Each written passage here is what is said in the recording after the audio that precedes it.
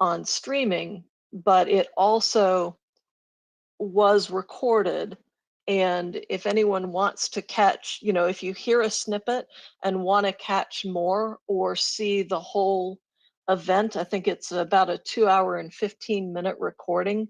I've got the link posted on my timeline, but it's Carol of the Bells 100, that's numeric 100.org,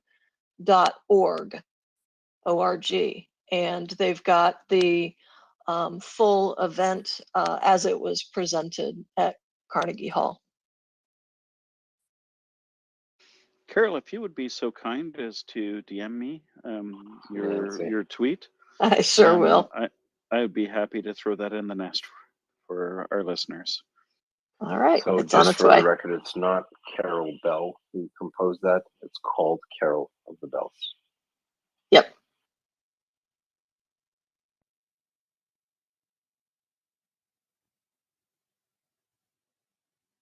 Alrighty. Go ahead, bloke. Finally got a 2-year-old to bed. I win. Well, just remind everyone that we're here 24/7 and we're having a couple of glitches, but we still have lots of listeners. So presumably people can listen. If you do want to request and you're having difficulty, DM myself and I will try to bring you up so that you can speak.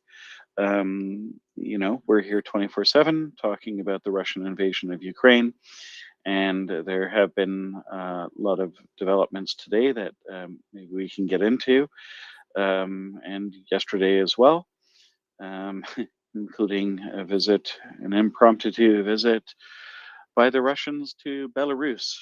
A lot of the discussions were confidential, so who knows what's going on over there, but probably nothing good. We shall see. If you do want to speak and you're having trouble coming up, we've been through this before numerous times. Yeah, let's not repeat it. Yeah. I know, we said about but 4 I'm times just trying. In the last 10 minutes. I know, but it's been one of those nights. So forgive me if I'm pontificating. No, that's why I'm here to help out. We got some new people. We have Kurush Chikoniko. Welcome, Cyrus. How are you? Yeah, hi. Can you hear me? Yep. Loud and clear. That's great. How are you guys? I just wanted to say hello. I just heard that you guys said that I can DM you, but I don't know. I've got something which isn't related to this subject, but I just wanted to. I have been trying to ask one of you guys for a long time now. Can I talk about it, or you just don't want to go off topic? I mean, it's related to me, but like, yeah, I can DM you, and then hey guys, I'm from Iran, and as you know, we've got the same problem here.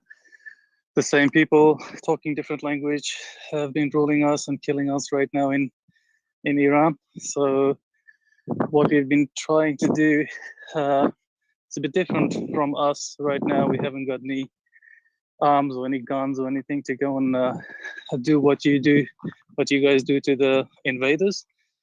But we've been trying to do the same thing you do here, sort of like to inform the public about what's going on in Iran and what they do and all the crimes that they commit every day on the streets, killing children, people, raping, weaponizing rape, and all those things. So I just wanted to get some sort of advice from you guys, see how you do it and how to plan for it and all those things. If you want to talk to me on DMs, that's great. Otherwise, just tell me if you have any tips or anything that can help us in that, please. All right, well, I'm not sure that we have a lot of stuff there you mentioned. I mean, it's definitely, are you in Iran or a bit of an Australian accent? Yeah, oh really? Oh, okay. I didn't know that I picked up the accent. Yeah, I'm actually in Australia. Yeah, I have been in Australia for 10 years, and and then the other thing is like, you know, like, other than the fact that we Iranians really sympathize with you guys in Ukraine, and you know that's you're fighting for your rights, same us. And I think there is, with regards to Ukraine, there is a lot that we can do to sort of like create synergies and work together, and you know, help each other as well. And you know, these dictators in Iran are helping Russia, and there's news about the Khamenei asking Putin to help them in terms of like crashing the uprisings and the revolution that's going on right now in Iran. So I was thinking, like, you know, yeah, if you guys can think about like ways we can cooperate, or like, I don't know, help each other, would be good.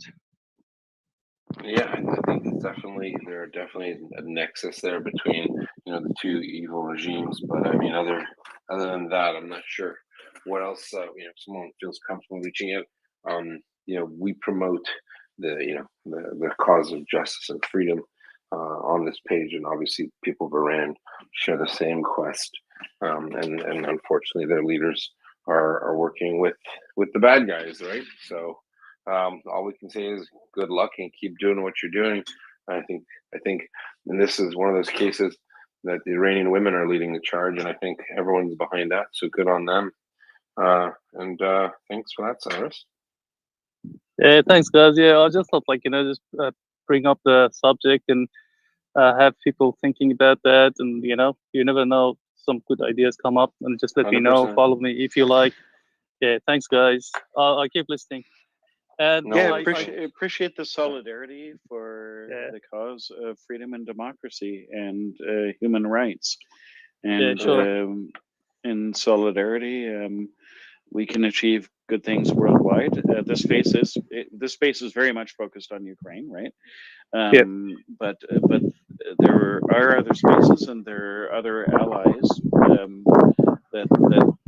that share the wish that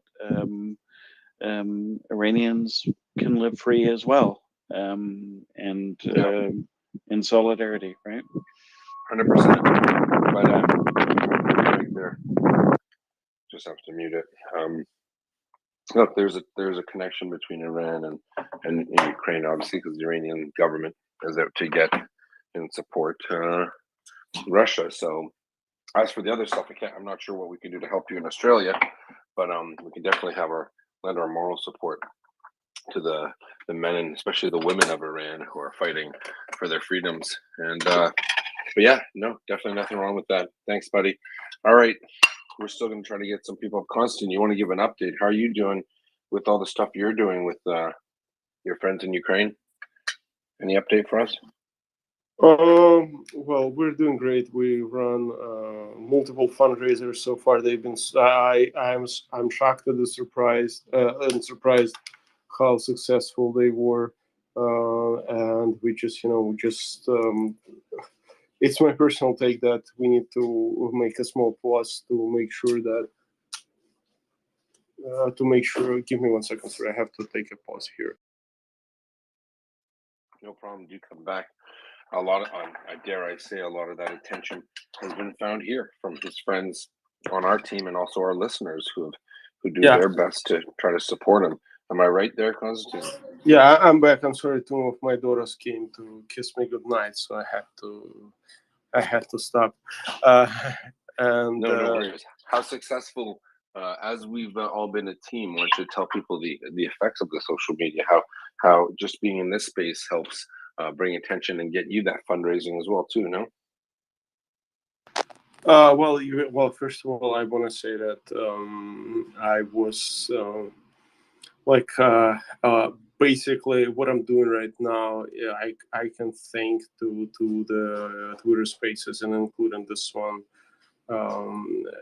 is successful in terms of fundraising. Because the first thing when I joined the space there was 800 people, and after I spoke, I had plus 500 followers first day. I did not like I had no idea about fundraising on Twitter. The only fundraising that I was doing wasn't, among my personal friends. I have never done anything public. And after joining, the Twitter, I got some, and Twitter Spaces specifically, this one and previous version of it. It was, just people. They just believed it, and they followed, and that's how it works, It's, And I'll tell you people something, Kazi. people heard You're what I'm doing and follow and help me doing this. you're still the only person that, so you're part of the MriyaReport team, right? And so I know you go on some other spaces, but the point is the MriyaReport team is you're the only individual who we've gotten behind to do something on their own. You know that, right? Most people are, or everyone has to be an organization, but we know him because we know him from a space. He's on our Signal chat, and everything he does, he takes pictures of and he sends it. And it's not bazillions of dollars, but it's a lot of good stuff.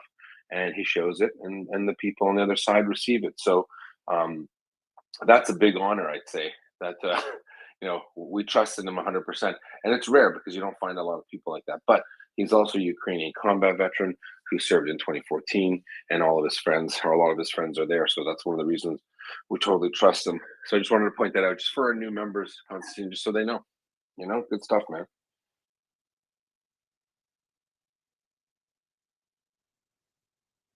Okay, definitely, I agree with that. And yeah, I will say that I myself have, donated for the Earth Defenders campaign, and just really appreciate the work you do, Constantine. And we just love having you here, and love having you speak in the space and just bring all the experience of what you've been through, what you've seen, and your ability to just cut through all the crap that's on the internet right now, and cut through all the misinformation, and just educate people on the truth of what's been going on for years in Ukraine. This war didn't start just in February, on February 24th. It started a lot earlier, and you were part of that. Tell us, Constantine, a lot of people are sending me messages. I don't know about you. A lot of concern about Bakhmut. People need to understand this is a war. People are going to die. People are dying defending Ukraine. Is everyone doomy and gloomy over there? Like some people seem to be here, complaining about it or asking about it. Can you talk to us about that at all, or? I can talk about that. I don't have many sources. I don't know, almost maybe one or two people I know actually in Bakhmut access. I'm from Kharkiv myself, and obviously people that I work with mostly on that access.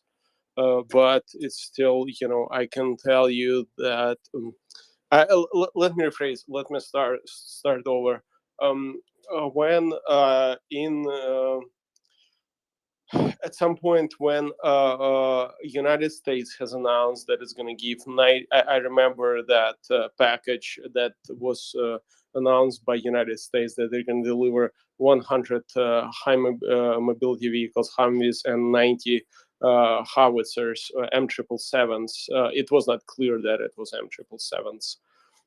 It was really long time ago. Right now, probably half a year. I knew that Ukraine has the support, and Ukraine is gonna win. And I'm not sure that I was on Twitter at all back then, but I told all my friends and people that I keep contact in that I speak with in the United States, to keep them calm, because there are a lot of relatives and a lot of friends that don't understand what is happening. And I told them, no, this is a pivoting moment. We got the support of the West, and we got support of the United States, and they believe in us. And what we're getting at the moment is, just gonna increase, and we will lose ground. It was before Lysychansk. It was before Severodonetsk. And I said, we're going to keep losing ground at some point, and then we're going to start winning ground, and then we're going to start losing ground again. because that's how the war works. If you have ever been in sports, you win some, you lose some, but it's your journey. If you're determined, if you know what you're doing, if you're better than your opponent, and if you keep pushing and you persevere, you're gonna win this. And that's what Ukraine is showing. And if we right now see some setbacks in around Bakhmut, and of course there are setbacks. I mean, you must understand that Russia is pushing that access for past 4 months or even more with all the forces that they can. And right now they basically are winning one village with with the 50 houses at cost of couple 100,000 of soldiers at the same time, expending all their ammunition and leveling into the ground. You must understand that this is just a small tiny dot on the map. While Ukraine suffers huge losses, and by huge I mean for us every soldier is a huge loss.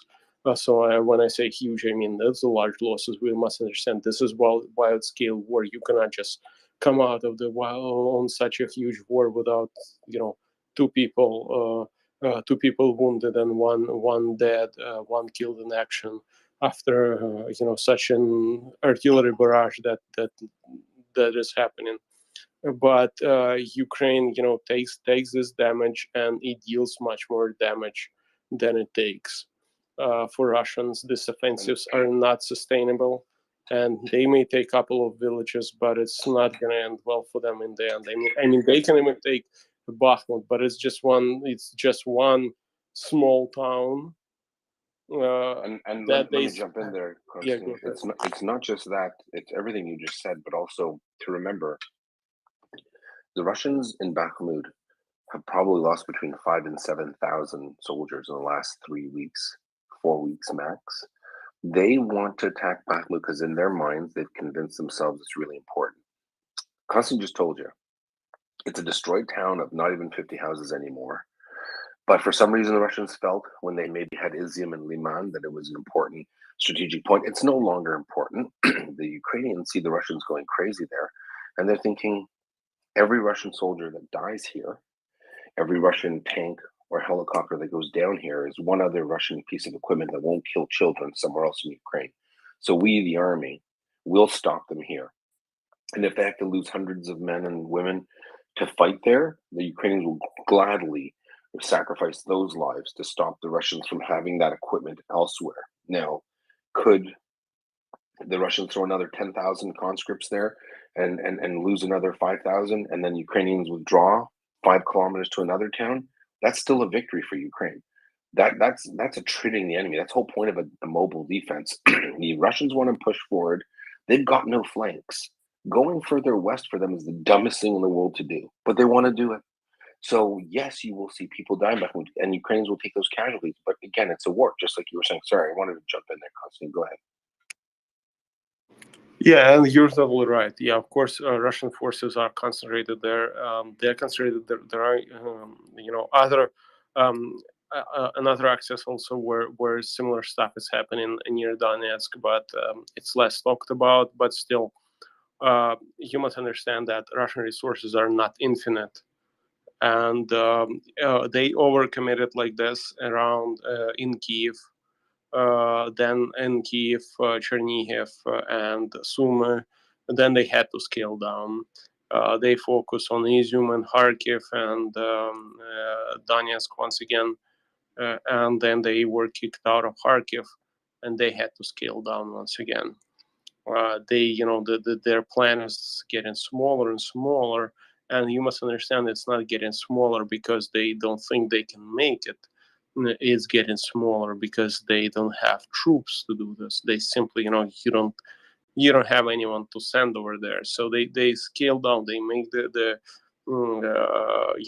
axis of attacks smaller and smaller, so they can actually keep it coming endlessly. And of course, if you keep, pushing at some point like all your resources, you can nail down if you have 1 million people and you can send, for example, you can afford 100 people dying over there on that axis and keep pushing. You're gonna eventually, have some successes over there, but that success is not gonna give you anything. I mean, like, what are you getting? Destroyed town of. I'm not talking about Bakhmut. There is absolutely no talk about that Russians gonna take Bakhmut. We're not there anywhere close to that.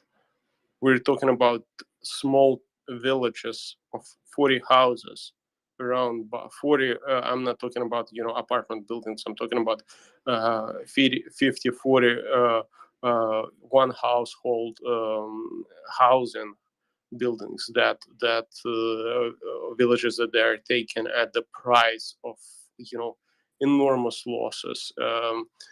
They're expanding. Of course, right now they found this. So we have those prisoners that we can send in waves and waves. But once again, but they don't have 1 billion of prisoners on 10 billions of prisoners to do this.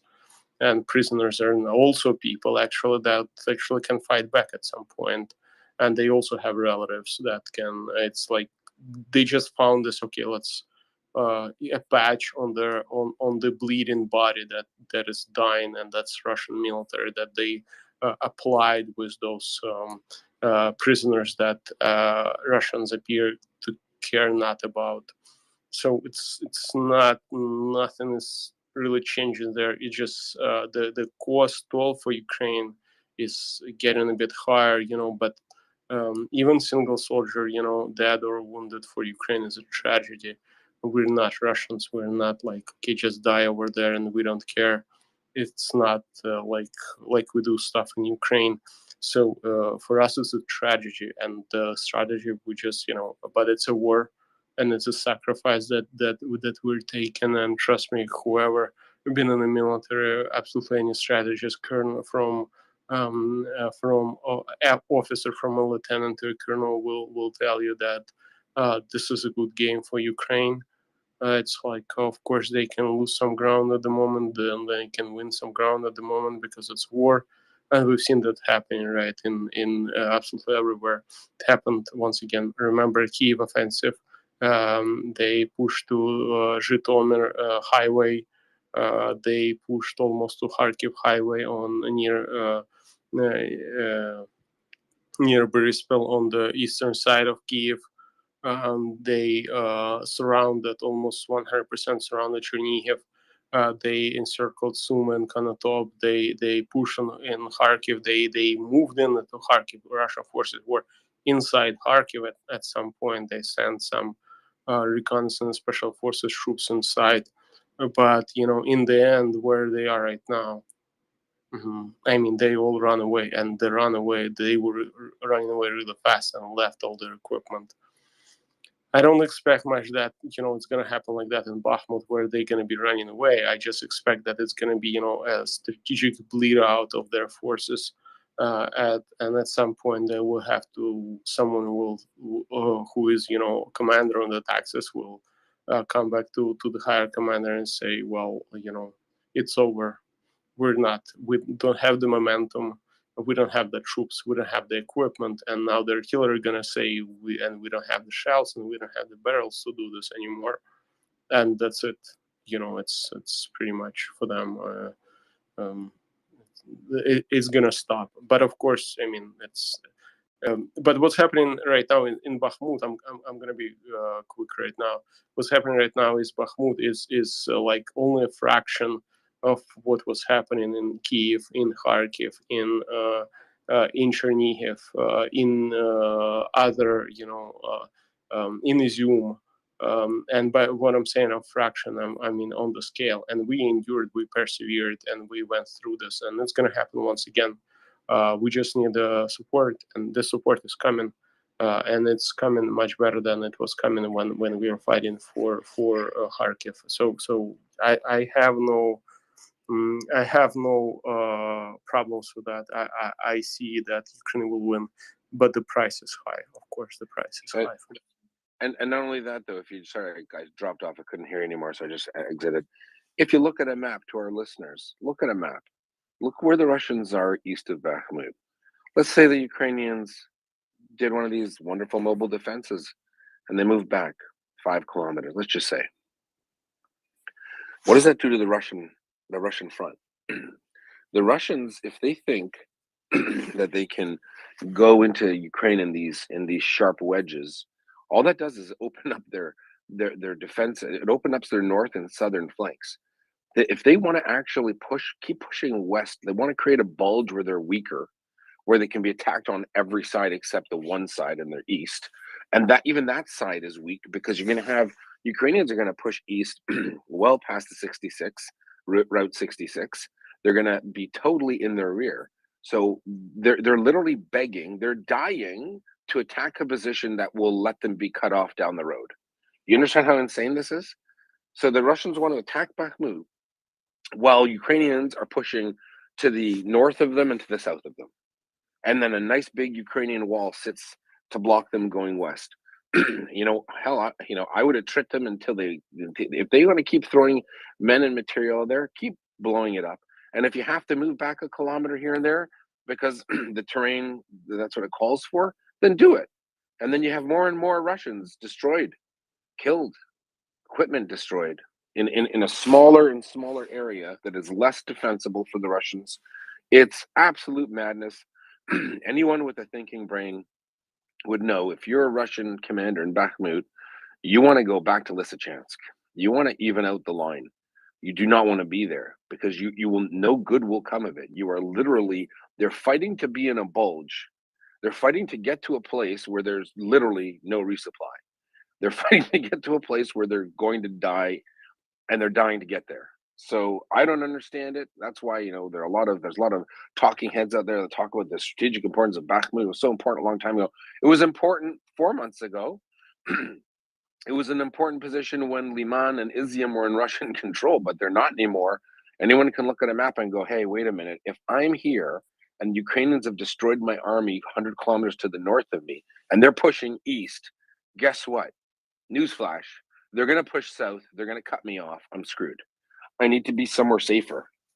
But Mr. Putin and the geniuses in the Kremlin have said, no, you will take Bakhmut.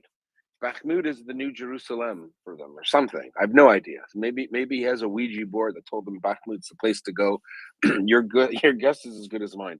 So frankly, the sad part of it is Ukrainians are dying. And Ukrainian success is measured in liters of blood of Ukrainian defenders.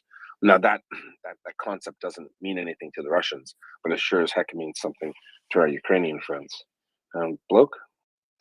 I heard this insane story that Wagner doesn't get paid unless they take Bakhmut.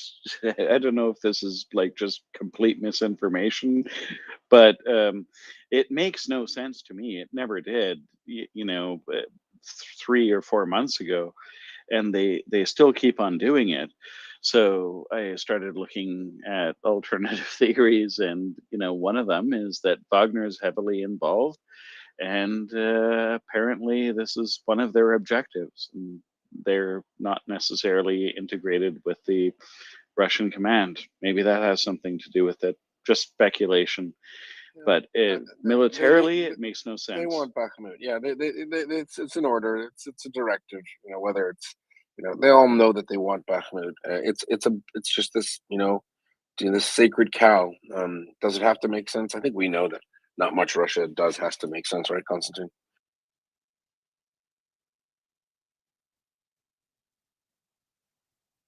I missed the last part. Sorry, we're just talking about not much that Russia does has to make sense. So the fact that they're doing something stupid in Bakhmut and losing thousands of men and tanks and equipment and air and helicopters, it's irrelevant at this point. Just let them keep doing it if they have to, right? Yeah, I mean it's hard. It takes, but it's war, and that's how it works. Unfortunately, there is no way. Even if you're on the defending side, there is no way to make it, avoid all the losses. So we just keep doing it. We just make sure that their losses are much higher, and that's what we work on, to make sure that they lose much more than we do. And remember, there is no magic button to make to stop losing your troops. You will, when 152 millimeter shell lands nearby, people die from that, and there is no button to stop that from happening. On the Russian hand, they have a lot of that, but we do everything to mitigate, to decrease those losses, and that's what we're doing in Bakhmut. And at the same time, we do everything to increase Russian losses, and doing this successfully. You got it. No, yeah. So just to answer the question to the people who do DM about it, I wouldn't worry about, Bakhmut and the losses. Ukrainian, like, I mean, I'd worry. It's sad, but the Ukrainians are fighting a very, very strong fight, and they're making the Russians pay for everything in disproportionate amounts. The Russians don't care, but the more, listen, that body count goes up on the Russian side, the better for Ukraine. Frankly, it really is that simple. They want to get into a battle of attrition. Let them get into battle of attrition. Ukrainians aren't going anywhere. It's their country, right? And the more casualties the Russians take today, and the casualties Ukrainians take today, will mean that their children don't have to take it. Sorry, Konstantin. And I want to, as an example, let me give you Lysychansk and Severodonetsk. They suffer huge losses over there. They invested a lot of their equipment and personnel. They took Lysychansk and Severodonetsk, and then in 3 weeks you've seen. I don't remember exactly what was the interval, but 3-4 weeks or a month, or maybe 1.5 months. But then you had the entire Kharkiv region liberated up to Kupiansk, and did they win? Yeah, they made a show on the TV that they took Lysychansk and Kupiansk, almost abandoned cities with no one alive. But then 3 weeks and Ukraine takes entire Kharkiv region without any fighting back, because they simply, they don't have any capable forces. The capable forces are destroyed, and they lost so much equipment that they lost so many people. They don't have the morale. They don't have anything, and it's just Ukrainians are fighting smarter. That's what it is. They're just fighting way smarter than the Russians. Just take this down. We will take this region. We're fine. Yeah, remember, they lost over 5,000 Russian troops in Severodonetsk and Lysychansk, plus 200 tanks and hundreds of other armored vehicles, something like 12 aircraft. The Russians, yay, they want a piece of rubble. Good for you, Russia. I mean, they can't sustain that. And then they moved a bunch of troops to Kherson. And then the Ukrainians said, oh, that's interesting. Guess what? This is all open. Goodbye. So, for those who say, well, Ukrainians, and that time, constant, oh, did we get the questions? Oh, the Ukrainians are losing. Oh my God. Oh my gosh, potatoes. They're losing. The Russians are moving here. The Russians are moving, doing dumb things and spending troops and material doing ridiculous things. And the Ukrainians are like, okay, we'll do that. You took our pawn, we'll take your bishop and your rook. Sorry. It's just not smart. It's not smart fighting. And the Ukrainians are fighting very efficiently. And not only that, don't forget that the Ukrainians can reinforce Bakhmut, and apparently they have today or yesterday reinforced Bakhmut. And we have another speaker, Matt.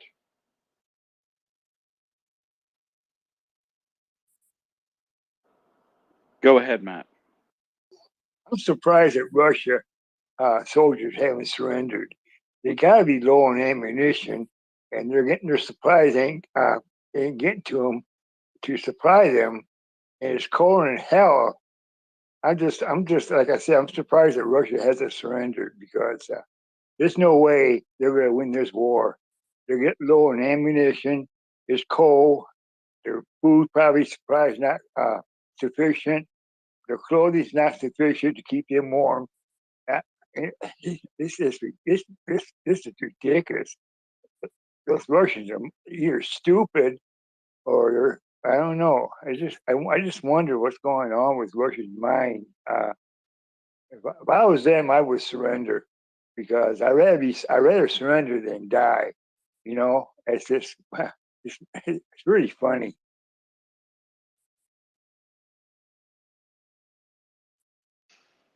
Well, interestingly enough, a lot of them are surrendering. A lot of Mobliks don't want to be there, and the Ukrainians have been pretty smart. They've set up some 1-800 numbers, 1-800-surrender, and unlike the Russians, they have been treating their prisoners of prisoners of war according to the rules of armed conflict, and a lot of people are taking that deal. So it's happening. As for why the Russians behave the way they do, I think it probably has a lot to do with insane political interference, because anyone with a brain, even at the beginning of the war, would have said, this is a really dumb idea. Don't do it. And everyone told them not to do it, but they did it anyway. So we are where we are. The only thing that's important is that they be thoroughly and completely defeated and leave Ukraine. And couldn't agree more, Matt. Doesn't make any sense, but hopefully they'll be gone soon. Amen to that, brother.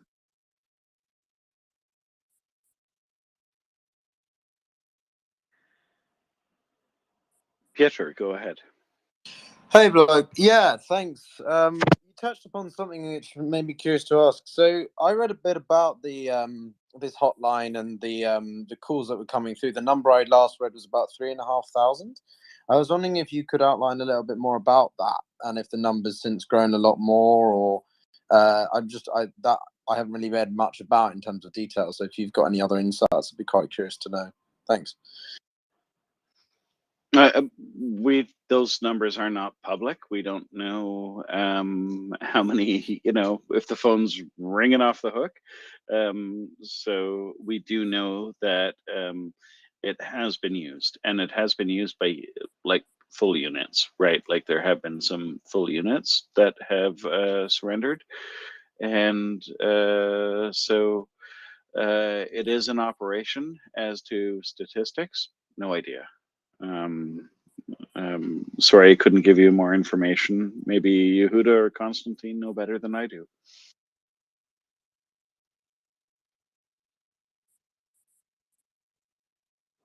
But I think they're Sorry, doing. I missed something.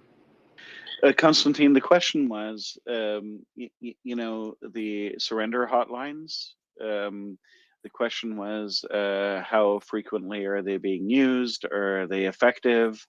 There was a BBC documentary just recently that said something like, up until it was maybe a week ago, 3,500 phone calls. They didn't really say how many surrendered, but a lot of them seemed to be interested, and they were told they can go to the Telegram channel. A lot of the callers says we don't have our phones, like our actual phones. I don't know how they were calling, but it was very interesting. I'm sure they're going to keep that a pretty closely guarded secret, because they're going to want to encourage more Russians to surrender to the Ukrainians. What about you, Constantine? Have you heard anything else? I just wanted to say I heard nothing about it, so it's really, everything that I will comment as would be my own perspective that has, just guesses.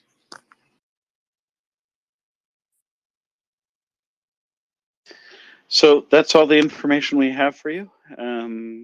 But stay tuned, because it's continuing, and as the winter progresses, and given the poor state of affairs with equipment, hopefully we'll see more of that, and maybe this war will come to an end faster.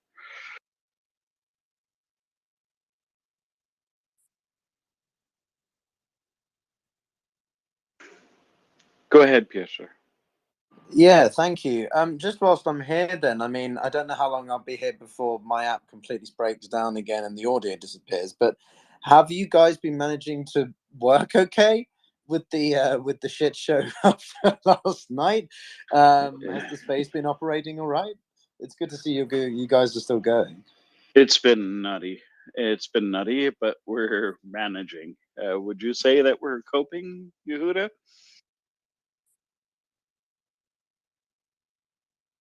Yeah, there have been a lot of Twitter glitches all day. It's been basically for the past 48 hours, Twitter Spaces have been acting up, but we're holding out and we're just extremely persistent and will not give up. So we keep on going. It took me about 6 or 7 times to, to get on today. And I think Yehuda got kicked out twice, but we'll keep on doing it and we'll keep on going. And you know what? Even if Twitter itself blows up, we're going to find another way of getting the message out. We will not give up. We're going to be here 24/7 until this war is over and Ukraine is liberated, and everyone goes back home to where they belong. Right? That means Ukrainians in Ukraine and Russians back in Russia, and that's our objective here, and to make sure that the world knows about it. Gunter, go ahead. Oh, hey, Peter, I just want to say I thought you did a good job in the space with Elon and all the other guys.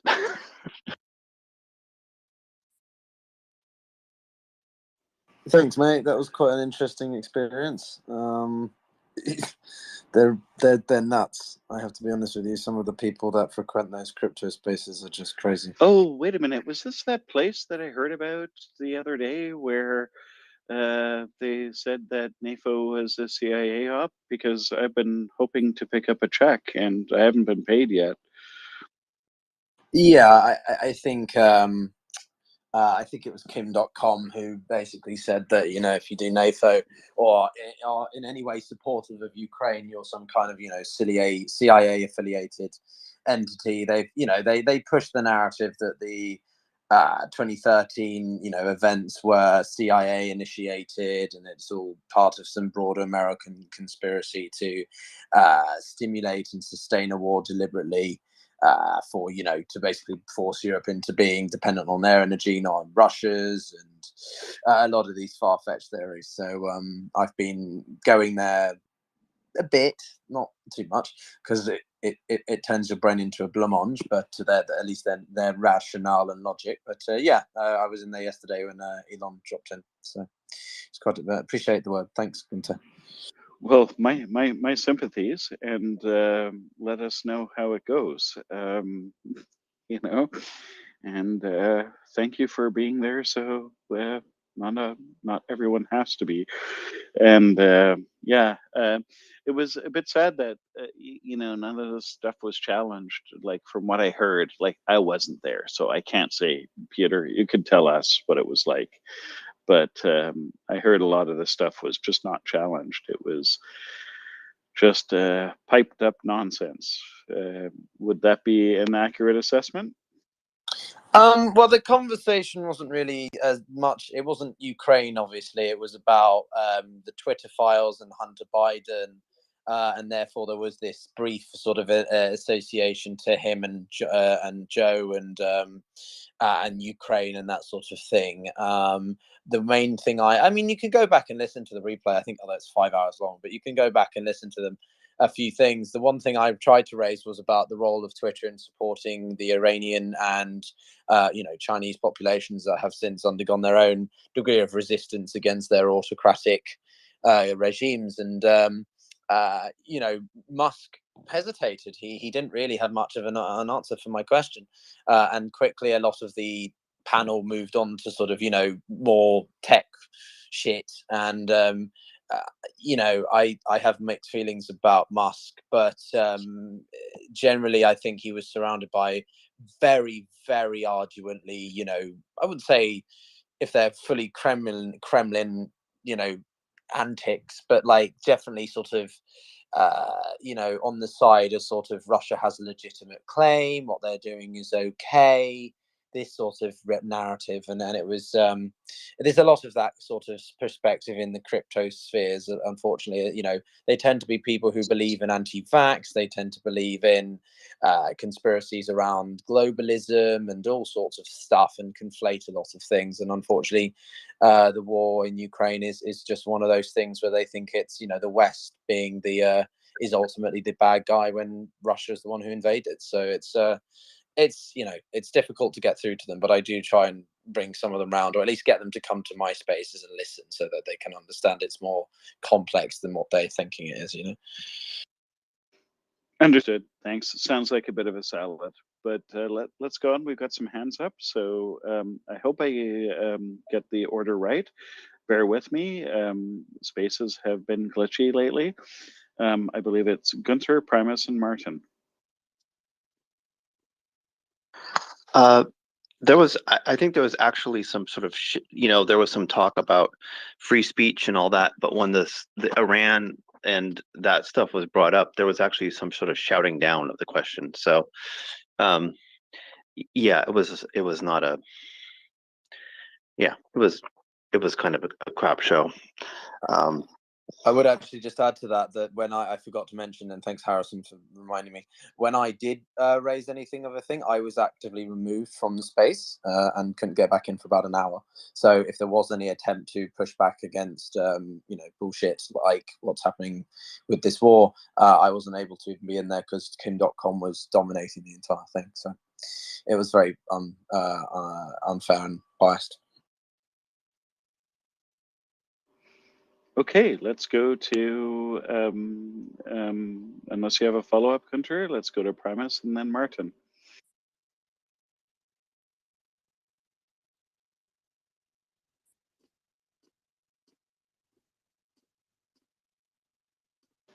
Primus, go ahead.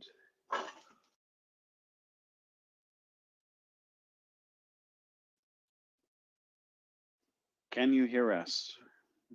Or is this just another glitch with the spaces? Can you hear us, Primus? Going once?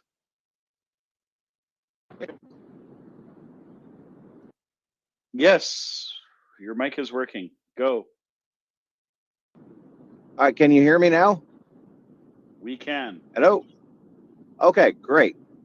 No, the thing I was going to say about Kim.com is, my understanding is he's trapped in New Zealand because of some arrest warrants.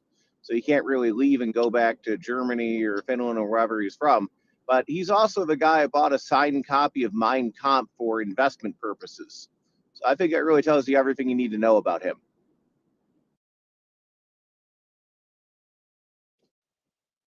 Well, if I couldn't figure it out from his tweets, that little tidbit of information sort of seals the deal. Thank you for pointing that out. And let's go to Martin. Thank you, bloke. Slava Ukraini. Yeah, I'm just repeating myself from last evening. I tuned into that show as well towards the end, actually, because I didn't see it until about the last 20 minutes or so. And when it came time for questions, it was late, but I did send one of the co-hosts a question, as I mentioned yesterday, and I said, questions from Musk, who was apparently Mr. Musk, who was flying in his private jet somewhere. And I said in my question, again, it was, they didn't pose it to him, and it was near the end, and I didn't receive a response. But the question was, for Musk was, will he accept the invitation to visit Ukraine from Ukraine's President Zelensky so he can see the situation there for himself? And naively, I suppose, I thought I would receive a DM today responding, but of course I didn't. And like others have said, it was it was actually quite alarming for me, at least, to listen to it. Very sort of conspiratorial, and they conflate freedom of speech or free speech, with a particular type of ideology that I find really, really dangerous and alarming. And the fact is that there were almost 95,000 people listening to it.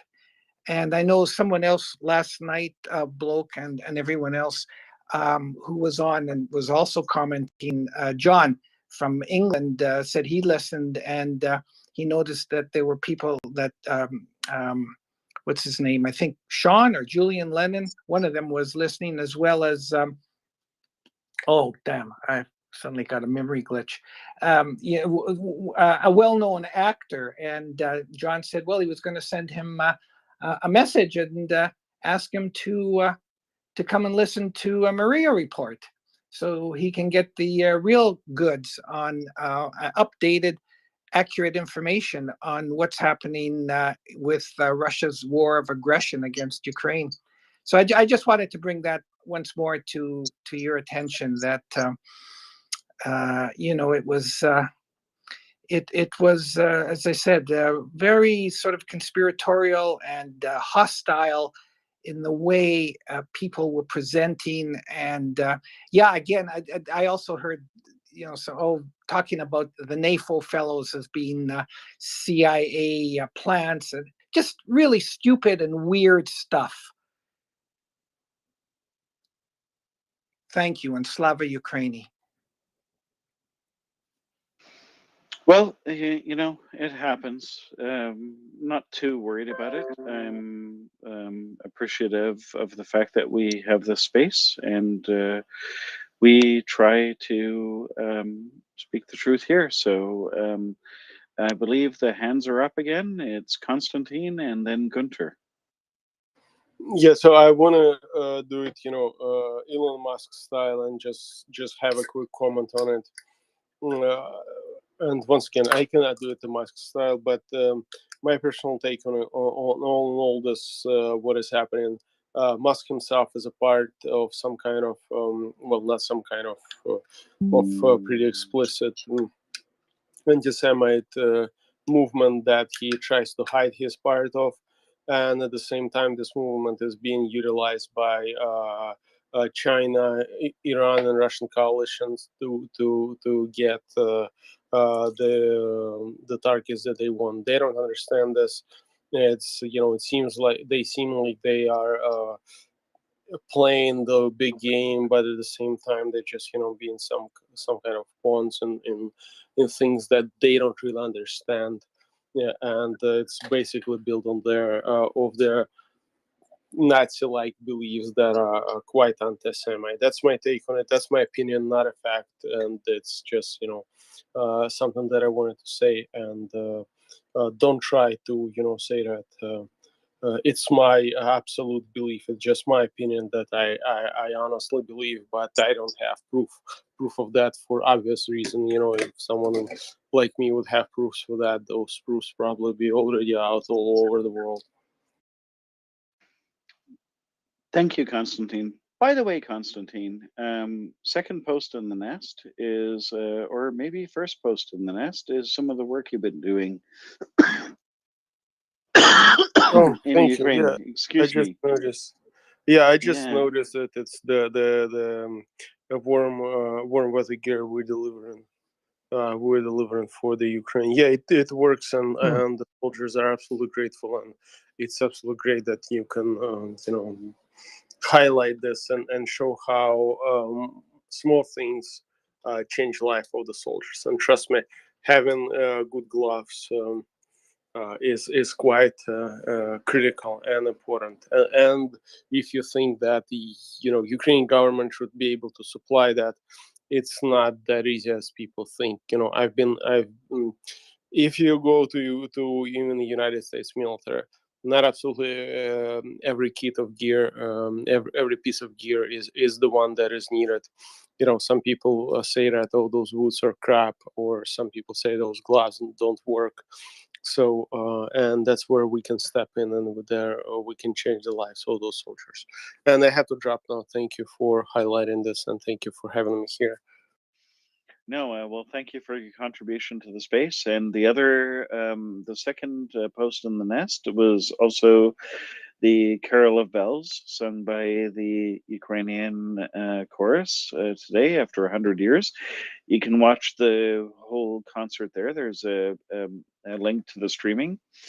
This was sent to us by Nancy, so by all means, check that out. And with that, we will go to Gunter and then Anda. Hey, and Peter, you correct me. I'm sure I'm going to get something wrong here, but this is something I learned from the when listening to some of the Iranian spaces. So, real briefly, there is a group in America that is called NIAC, which most Iranian activists, as far as I can tell, think as basically a front for the mullahs in Iran. And a few like a month or two ago, a message came out on behalf of several of the left side of the Democratic spectrum, including my congressperson Barbara Lee, which was basically a reinitiation for negotiations. And what I learned is that the head of NIAC is also the head of the organization they think formed that letter, which I thought was kind of an interesting conspiratorial and probably sadly true kind of thing. Did I get that right, Peter? Largely, yeah. If it's okay with Bloke, I can just speak to this quickly. Of course it is. Go right ahead.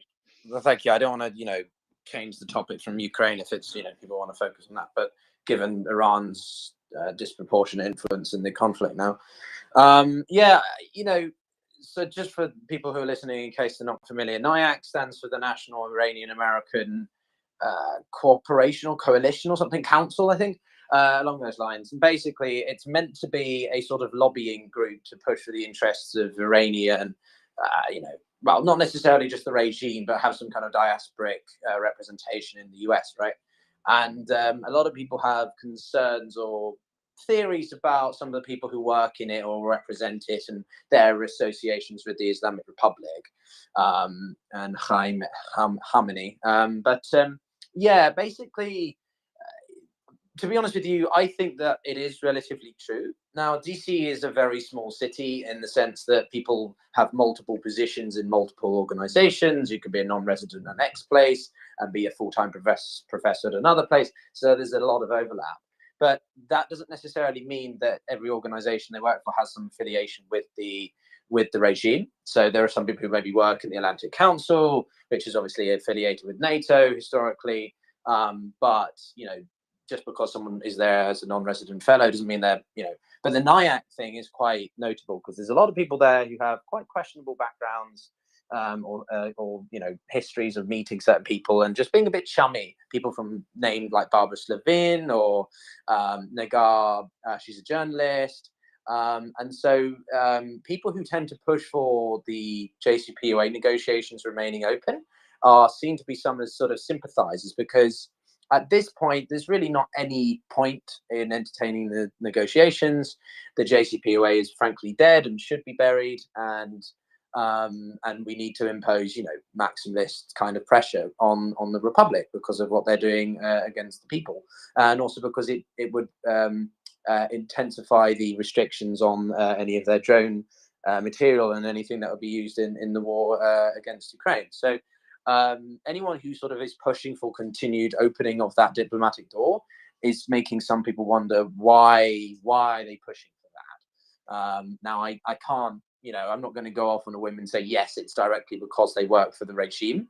But certainly you wonder what is it that is keeping them wanting to engage with the Republic? Because if the Republic genuinely meant it, then they wouldn't have removed the surveillance cameras. They wouldn't have prevented the access to the facilities, nuclear facilities, by the UN monitoring teams and so on. And they would also be trying to work on the regime to not be supporting the supply of drones to Russia. So, I don't think you have got it wrong. And I think, we need to reimpose the UN sanctions. We need to see the Iranians impacted by these reviews that the UN Human Rights Council is doing, and the EU, most notably, needs to pull its finger out and be tougher on the regime, because the US is designating them as state-sponsored terrorism and other things, and the EU hasn't done that yet, and we need to push them to reciprocate or to follow through. So, hope that makes it a bit clearer.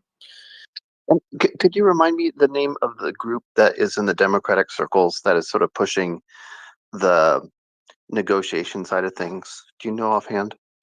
I think it's the Party of Progressives or something. It's like you can find it on Twitter.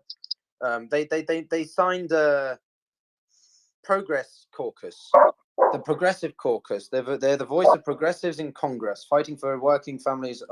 I can pin their, I can send you the link to their Twitter angle. Okay. But they're basically very, progressive, left-leaning individuals in the Democratic Party, which have also pushed for, the UN, for the Russians and the Ukrainians to begin negotiations. So they just don't understand. They just take a very sort of left-leaning perspective on all sorts of things, which, without really having any historical knowledge, shows just why they're very misguided. So I can send that to anyone who's interested. Okay, thank you. Thank you. Now we have finance connecting. Awesome. And Anda, oh, so great to hear from you, Anda. How are you, Anda? I'm great, thank you. And good morning. Actually, good evening for all of you from North America, Canada, and US, and and all over the space. And I think it's actually afternoon or midday for Australia. So, yeah, we have people from all over the world. And hi, Blog. It's very nice to see you here. I wanted to talk a bit about something. I saw a picture about a UK donated stormer, HVM. It's apparently in Ukrainian service, and I was wondering if we can talk a bit about this, or maybe we can let finance go first and then return to this. How do you reckon? I would like to. Could you DM me the article about it first, so I can have a look and see what's been donated and in what quantity, and maybe during that time, finance can enlighten us about the oil cap and how it's going to work perfectly.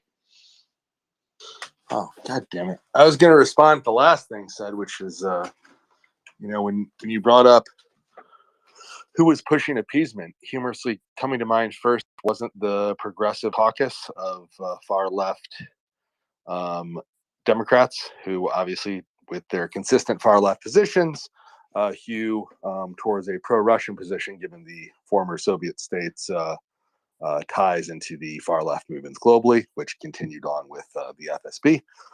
Bernie Sanders being sometimes working with them. He took his honeymoon in Moscow, in Soviet Russia, which isn't something we particularly celebrate here in the space. That said, that's not who came to mind. What came to mind is the more appeasement-oriented realpolitik crowd of Rand Co. and sometimes Jake Sullivan, though he seems to be towing the more presidential line, because Joe Biden, for all we can say against him, has found his foreign policy spine for the first time in his career, and is particularly anti negotiation, at least in the kind of way Russia means negotiation. He seems to be open for things that include, Russians going home and Ukrainians being returned home, and things like that.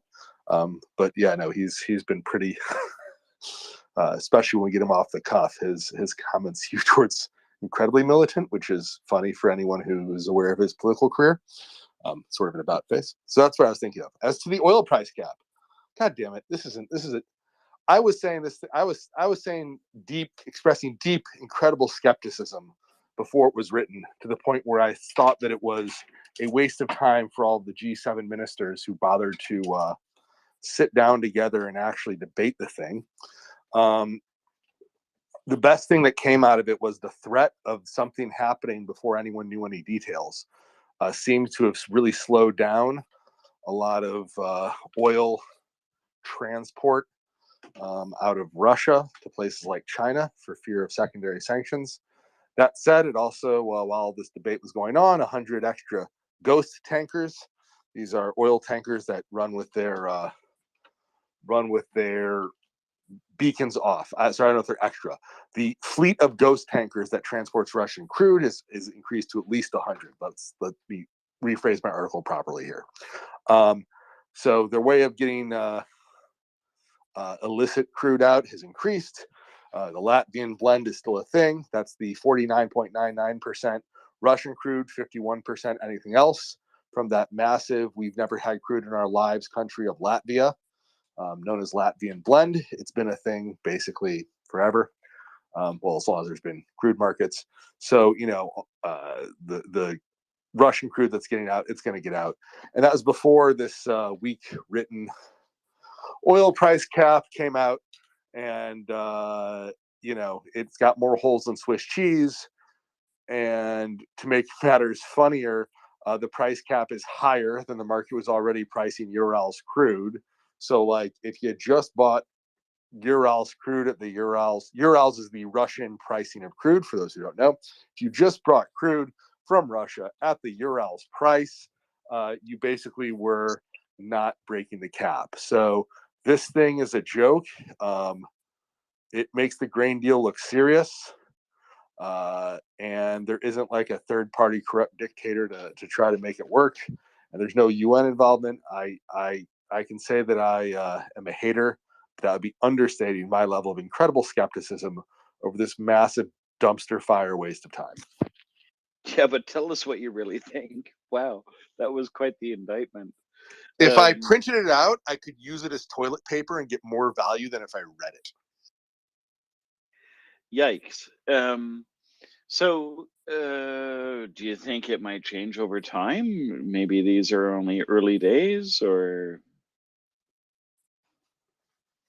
I mean, yeah, it might. I might also win the lottery. Well, I mean, maybe start with the basics. Like, first of all, even remind the audience of how much this actually matters, right? How much of a market is there for Euro crude in general, if that's what we're talking about? Do you think it's really going to make let's suppose these sanctions work the way that you would design them? Do you think it's enough to stop this invasion and to send everyone home? No, but I've also said that sanctions, even really well written ones, probably won't. If you want to sanction anything that could have any kind of that effect or possibly really seriously pressure Russia, you don't go after oil exports at all. You could ignore them if you wanted. I don't suggest going that far. I think at least throwing all their banks out of SWIFT, trying to stop people from making blood money is a good thing. But the oil is a huge hot potato, and it is way down the list of things that run their oil machine. It does give them cash, which is useful. But the current state of the Russian capitalist mafia state, thugocracy, corruption economy is such that they can't turn cash internally into products that they build at home anymore. This isn't the Soviet economy. The modern Russian economy doesn't have that kind of depth and breadth. So if they have 20 billion of euros sitting in a bank somewhere in Russia, they can't spend that and turn that into a semiconductor factory, the way the US government can spend 20 billion bucks and create a semiconductor factory that makes more or less modern semiconductors for whatever you need. May not be, 100% the world's greatest semiconductor factory, but it will be like on par, modern, get the job done, take care of your supply problem, which, if you're in the middle of an industrial war, that's a big deal. So because they can't do that, they are totally dependent on technological machine part import from the West. And what we mean is their factories run on, if not entirely, because they're not entirely, but many of them a majority, or at least a significant critical amount of non-Russian foreign-made high precision machines. So you stop those. Oh, and to make all things better, these things are often cloud linked. They get regular updates. At the very least, they need to be programmed updates. So the fact that they have all of these machines that are still able to come in via sleazy means like cutouts in Turkey, you go with those. In fact, if you really want to stop the war, you either force Siemens and Heiderhans and TDZ, to a lesser extent Haas. The Japanese are basically out. South Koreans and Taiwanese less so, to do what the Swedish and the US ball bearing companies did and shut everything down they have in Russia. You force them to shut it down. And if you don't force them to shut it down, you force them to give the Ukrainian cyber warfare boys, whatever they're called right now, exactly the keys of the kingdom, so the Ukrainians can go give it the Stuxnet treatment. That was the virus that blew up, the computer virus that blew up Iranian reactors. I don't know if our whole audience is, right? So if you want to design a sanction that will shut them down, you shut the machines down that they run their military industrial complex on. They're not able to make main battle tanks. Tank factory shut down. There's a bunch of corruption stories involved, but they are still making missiles. We believe they're making small arms, right? Shut it down. Shut it all down. Make it so that not only are they, acting like it's World War I, make it so that they're only able to produce arms like it's 1820, right? That we could actually do via sanctions, and we're not. Focus on the machine tools, right? Focus on the stuff. Their war machine is built on the back of foreign machines. Again, it doesn't take every machine in the factory to be foreign. All it takes is enough critical ones that they can't replace, and they can't replace them. They can't get the parts. They can't get the machines. They can't update them on their own. Shut those down, you shut down Russia. That's the sanctions that I would hope people would focus on. There's some focus there, nowhere near the heavy-duty amount needed. Thank you, Finance. We've got some hands up, so let's go to Piotr, and I think he wanted to address those points, actually. Yeah, no, I just got a quick question for Finance, which is about the, obviously we've seen the European Union also beginning to impose their partial embargo. So I was wondering if you could take us through how that's going to work, given the G7's price cap. So the price cap is like some Rube Goldberg machine of legalese, where like there's just a million different things, and it has, as I said, enough more holes than Swiss cheese. So I don't really want to have that as context for anything, because if that's my context, then nothing's going to work, right? So there's already sanctions on exporting stuff from Europe to Russia. They have reduced exports to Russia, but they definitely have not eliminated them. There was a huge drop initially, where 95% is between 80 to 95% of shipments going into St. Petersburg disappeared in between March and April. It was a shockingly high number, but that has since resumed. Things like Turkey exporting, I believe it was in April and May, increased their machine parts, their machine exports to Russia by 500 million. same time as Turkey magically was increasing their machine imports from northern Italy. They also make good stuff by about, you guessed it, $500 million. Bizarrely, the Polish are using this system a little bit, and they're not known for their pro-Russian stance. So it's less the Polish and more certain companies. It's very clear that defense policy and industrial policy are not these days considered in the same sentence. So in a lot of cases, I don't even know if everyone is looking in this direction, because in many ways, you know, if you have a suitcase full of cash, right, I can shut down your banker's ability to get money in and out via SWIFT. But if you walk, Peter, if you put, you know, 10 million euros in some duffel bags, you can walk them over a border to anywhere. They will spend just fine and they'll go back into the system, right? So cash works great to just sort of get around financial transactions. And once it goes somewhere, a lot like oil, its origin stops mattering. Oil often needs to be refined first, but you know, the idea holds, right? Like whenever that cash is somewhere, the origin doesn't matter. The same can't be said when you start having industrial sanctions, right? If I put $1 million industrial lathe, or I put $1 million, you know, computer, you know, casting tool that helps make a high-end, you know, industrial ball bearing into a factory, that's often linked up to the home thing. You know often where that is. So just as John Deere, when Kadyrov stole a bunch of Ukrainian tractors, they just sent commands through their satellites to brick all the tractors. So the Kadyrovites got to steal a whole bunch of bricks, basically, right? So, you know, while I really wish those tractors stayed in Ukraine, when they left Ukraine, they stopped being tractors. They became huge humps of scrap metal.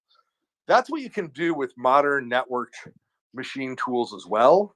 And we're not seeing it happen, right?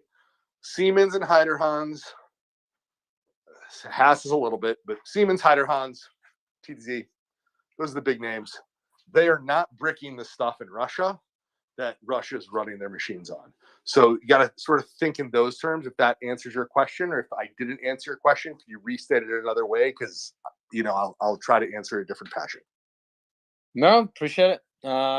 Good, I think, perspective and yeah, provision of thoughts.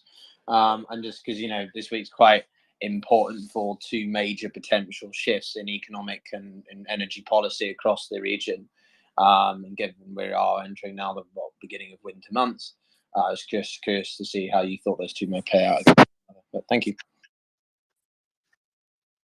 As far as energy policy goes, if we're talking the region, Europe and the region America have some real divergence right now, right? Here in America, we have our political parties we want to environmentally produce as much energy as possible and drill, baby, drill. Those are our two political views. Whichever you believe, you know, great. But in general, we believe in producing more energy here in America. And we understand that even if there's costs, right, except for the very far left, our mainstream Democrats believe in energy production. You know, Joe Biden, even during his Democratic administration, increased the number of, wells approved for the ground. He pissed off his far left wing. The moderate, you know, the far right wing wished there were even more wells drilled. But whatever, like, both our political parties believe in creating more energy, right? We frack our land here in the U.S. Yes, we discuss the impact. Yes, sometimes there's societal debates about that. That is all valid. But at the end of the day, we believe in creating a lot more energy and putting our environment and our resources to work, because we know that if we don't want to live in a pre-industrial village, we need more energy, whether that's oil, whether that's gas. I wish we'd build more nuclear plants. There's one possibly sort of maybe going up. You know, hydro, geothermal, whatever. I like all energy. Personal view, give it all to me. We need more energy as a society. We've got a whole continent of people in Africa who want to quickly modernize. They're going to need energy. The whole world needs more of it, so we got to produce more. That's my general viewpoint. But in America, we believe in producing more. Europe ain't like that. There's no fracking where they have gas fields in much of Western Europe. There are gas fields in like I mean, I northern. think there's the nuance in that, right? Like, I mean, there's some countries that do it and some that don't, right? Not really. In what name a Western European country that has major fracking fields? From Well, if you Germany wanted, from Germany to Portugal, name one. What have I missed, Bloke? I'm just gonna guess England because if you know, like, I have no data to back up my point. So They've got I will offshore. They've concede. got offshore, but they're not known for their onshore, right? Their offshore drilling is strong, right? They'll drill the North Sea. They've got no problem. It's a good thing they do, right? Like Europe is happy to do offshore drilling. Norway might. I don't know the details of Norway. If Norway's fracking, hats off to them. I don't know enough about Norwegian oil production. I know they make so much oil per capita. They're like frozen, Saudi Arabia, basically. Well, the interesting thing about Europe is they've actually got, according to some analysis that's been done, they've got actually more major fracking or recoverable shale gas than the US does. If you look at the Baltic area around sort of Romania, Hungary, and that area, they've got a huge set of basins, which would be very, very rich. But and this brings me to my other major point, which is though that Hungary is increasingly a concern for Western unity. I mean, what was it, 2 months ago, a month ago? They basically said that they're quite keen to help Russia facilitate energy supplies to Serbia. Like, holy shit. And the EU has basically said that we're going to freeze you out of your entire, your proportion of the EU budget for the next 5 years, which amounts to, I think, 12 or 16 billion euros, which for Hungary is a fucking lot. Excuse me. It's not only about the energy policy, it's about the amount of cohesion when it comes to the implementation of that policy. Because if you don't have that implementation unity, then, well, that's what Putin wants to exploit in the winter. Because Europe gets cold, and if he can exploit general winter and undermine, Western unity in areas of energy provision, that's not going to be good. So I think what you're saying, finance, is very astute. But anyway, I just wanted to get that point in because I think it accentuates what finance was mentioning. Alrighty, see, finance's hand is up now. Alex, I know you've been waiting patiently. Alex Cavtelli, we love you. So if you want to go next, go right ahead. Otherwise, I'll pivot back to finance. Thank you. I just speaking about oil. My understanding was this cap was complementary things. There were announcements of many countries, mostly in Europe, almost actually all of Europe, refused to buy Russian oil, which will have far bigger impact than that cap, because yes, the cap is currently above what other countries are buying Russian oil for. So, but still, have an instrument in place. Probably it will be possible to modify this instrument so that it becomes more effective, because right now it doesn't look like it will do anything. Thanks.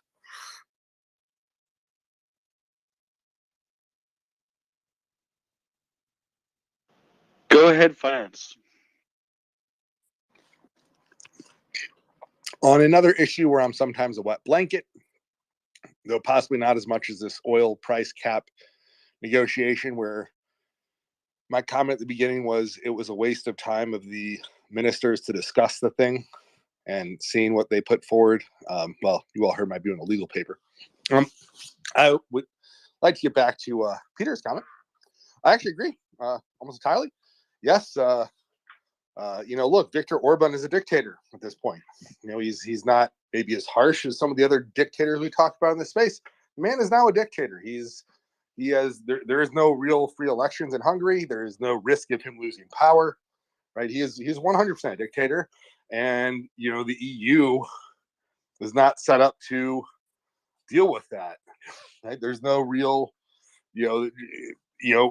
just as NATO doesn't really know exactly what to do with, the fact that Orban and Erdogan are now both just clear dictators, and are acting as such.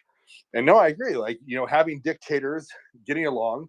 Orban also said he wanted to do a whole lot more trade with Iran because, clearly right now, leading the way in human rights for dictators, oppression, street revolts, etc. Like Iran is not where you look. Another genocidal regime that exports terror, when they're empowered, etc. So, this whole idea of the misbehavior in Eastern Europe, agreed. But no, and Peter's point's absolutely correct, which is where I was going, right? Like America, Canada, Mexico, right? North Americans in general, not just the United States, believe in exporting our energy resources because we like energy and we like power and the economic benefits it brings. And if you want to practically cut off Russian gas, you got to produce oil and gas somewhere. Like you can get a whole lot of savings with a lot of different things that can cut down your need for energy, but we still need a lot of energy in a lot of places in the world, including Europe, and it gets cold in winter, as Peter correctly pointed out. Though thankfully this looks like it's going to be one of the warmer winters on record, which will make things a little bit easier. But all that said, easiest way to cut off the gas would be if we start exploiting all of those energy resources discussed. Yes, that means some of northern France might need to see some oil wells. Same with Hungary, Romania, in a post-victory Ukraine that hopefully regains all of her territory. The Donbass has a very nice exploitable gas field. Sadly, of all the countries I just named, the only one of them that I have any hope would actually drop a bunch of wells into their very profitable natural gas field is the Ukrainians, because it's not like there's any political risk in Hungary or France stopping them from doing it, right? No one's gone to war in France since World War II, in at least continental European France. Algerian France, obviously different story, but continental European France, there's no war, right? Hungary isn't at risk of anyone invading it, right? They could be drilling all over, and they're not. So the fact that that's not happening is not, and we're not talking about well, here, there, the other. It's not happening like these are totally untapped for the most part. As I said, go from Germany all the way down to Italy and go all the way to Portugal and find me a fracked gas field, and you sort of can't, right? And his point stands. Germany is not as far as I can cut that. I can cut this picture further east than Germany, and it would be really nice if continental Europe got on the page that producing energy is a good thing and will actually bring your costs down as a society. Even if you want to have highly fuel efficient cars and you want green energy, that's all great, but it's a whole lot better to produce that energy yourself than buy it from somebody who is leveraging it, who runs a very inefficient economy, who likes to go to massive genocidal war. That would be current Russia. If you don't empower them with a bunch of trade and business, they can't do this. And you need to get the oil from somewhere. And clearly there's some issues getting it from OPEC. Again, maybe not the best human rights guys in the world, even if they are sort of on the same page with the West more than other dictators. Like, if you make your own, it disempowers all these guys because you have your own production, you're not beholden to them, and that could really use to happen. So I think if you're talking about energy policy, that's sort of the way I think about it, the very highest level, broad strategic terms. I'm going to kick it back to Blow because I probably bored everybody to sleep now, except maybe Peter, who shares my appreciation of energy discussion. Can I just add to that? And I'll hopefully maybe wake up with a change of voice. But I think that's really good. OPEC Plus, it's very important this week. They're meeting in Vienna to discuss about the potential for increasing oil production. OPEC Plus, I should be honest. And obviously, this is going to be influenced by what's happened in China, because in China, the protests were largely driven because of COVID policies, but equally, the Chinese population are, and so are the CCP, conscious of the fact that the economy is beginning to slow down, which could lead to therefore a global economic slowdown because of how essential China's economy is to the global economy, and therefore this could have a repercussional impact on the decision by OPEC, because if there's no they have no incentive to increase oil production if there's suddenly an economic slowdown. So I would watch the OPEC consultations in Vienna this week with a degree of intrigue. The other thing I was just going to mention was that Orban is, well, the thing about Serbia, I think more interestingly actually, is that they've done this sort of similar to Turkey in a bit of a way, a balancing act, in the sense that if you look at the UN votes, now, yes, you can say whether or not the UN votes are anything of value, but they still are illustrative of how a country feels about an issue. And Serbia have voted, to either against Russia or to abstain, which, considering how long their historical alliance with Russia goes back, is quite surprising. And yet they're also, encouragingly engaging with energy policy with Russia and Hungary. So it's this weird dynamic that you've got going on with a few sort of European exploitative states. That's quite interesting to keep note of. But anyway, I'll pass back to you, Blake. Thanks. No, thank you. I appreciate the discussion. Understood literally none of it, but I appreciate it nonetheless. And Anda is up as co-host. Anda, I want to confirm that you have full co-host functionality and you can see everyone, and that there are no ghost speakers, and that you can see requests coming in and so forth. Well, I think I'm good. I brought up Alex and Colby earlier. The system is But I don't slow. see Colby, so I think Colby is just not here. I think he's a complete lie. I'm a ghost. Where is he? You can actually hear him? I can hear him. I do not see him in the space anywhere. This is absurd. Colby, can you confirm by speaking, please? Maybe I'm underneath your bed, bloke. This is actually frightening.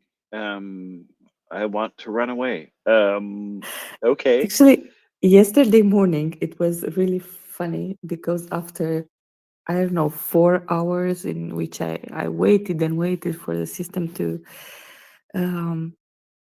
restart and for me to see something, I was very happy. I saw Joseph up. He was the only speaker I saw up, and no co-hosts. And I asked to be approved, and I was approved, and I could hear Herman and Charles. They were up as co-hosts, but couldn't see them. And also lunchtime was there as a speaker. I couldn't see him either. So the only person I could see yesterday morning, it was Joseph. So I said it's I don't know which are the principles on which you see someone or not. But for the time being, I can see Finance, Leonard, Charles, Piotr, Alex, and Colby. This is absolutely insane, but I am going to speak to the voice of Colby, because I did read the article you sent me, actually, Anda, because I was absolutely paying attention to the conversation between Finance and Piotr about the nuances of sanctions.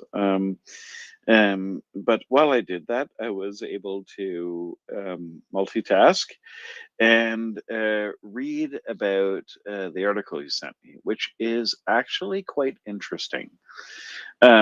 So I still don't have a lot of facts about the numbers. But the point is that the UK is going to send basically some armored vehicles that they're called Stormers, right? And they will be loaded with Starstreak missiles. And this will be handy because, as you know, as everyone knows, Russia has been trying to destroy Ukraine's energy grid. Just for the record, this is a war crime. You're not allowed to do that. There are military targets that you're allowed to hit, but they have to be to achieve a military objective. When you try to destroy a country's energy grid for no other purpose other than to freeze, um, a population of innocent people, including children and the elderly and so forth, that is a war crime. Now, so of course, Ukraine has to defend against this. They have to defend against the cruise missiles being launched. They have to defend against the Shahid drones coming from Iran, which is another subject altogether. Actually, yesterday there was some interesting um, um, discussion about whether or not they'll be effective in winter. None of this matters. The point is that Ukraine needs air defense, and they need it desperately. And one of the interesting things that came out of this war that I was not expecting was the German Gepards being particularly effective against some drones and low flying objects, such as cruise missiles. And now, various countries are stepping up. The US is providing NASAMS. Even some older systems like Hawks are being provided. And now Starstreak is being provided. Starstreak has been around, but the interesting thing here is it's on an armored vehicle. And the perfect person to talk about this, because I clearly can't see him, so I will invoke the name of Colby. Colby, tell us about Starstreak and the Stormer armored vehicles. This better work. So Starstreak is a short range surface to air missile, which has a number of different configurations: manpad, crew serve. Sorry for the interruption. I just wanted to note for the record, this did work. I invoke the voice of Colby, and Colby, I will expect that in various conversations throughout the rest of my life whenever I need help. Carry on. Always here for you, bloke. So yeah, manpad. There's a version that's got three tubes in one as a crew served launcher or vehicle mounted, and it also is been fitted to the British CVR armored fighting vehicle. In the air defense configuration with 8 of these is the Alvis Stormer, and this has already been provided to Ukraine back in May or June, I think. They got at least 5 of them that were provided, in addition to numerous other man-portable Starstreak missiles, and probably some of the triple launchers as well, I think. So if Anda has some information that more are being sent, that's new to me. I haven't seen that, but we do know that these are already on the ground. They have a number of confirmed kills to their name. The first one was a Russian Mi-28 Havoc, which is the most advanced attack helicopter in Russian inventory. And I believe it also shot down a number of Su-25s that were doing close air support at the time.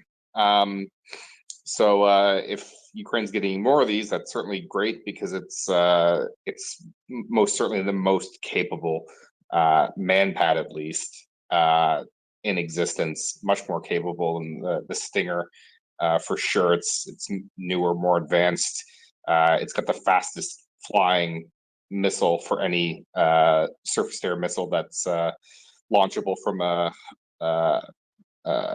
manpad. Flies up to Mach 4, I think. So very capable missile. quite accurate, quite precise, very deadly, and just a good piece of kit.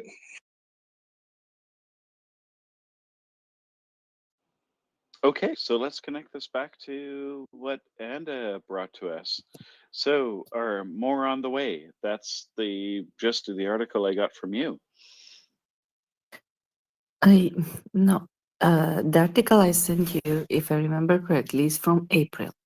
So from in April they announced they will send them. I think they arrived in June, May or June. And it was connected with another post, which is I sent it to you, Colby, today. It's a post from Austin Technical, and they said that they are spotted in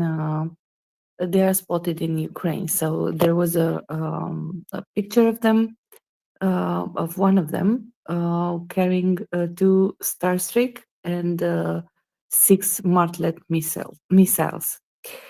And there were some comments about Enshred. I know in the subsequent comments to this, but I didn't remember us talking about them, and this is why I brought them up, because I saw this post and searched a bit about them. So yeah, this is this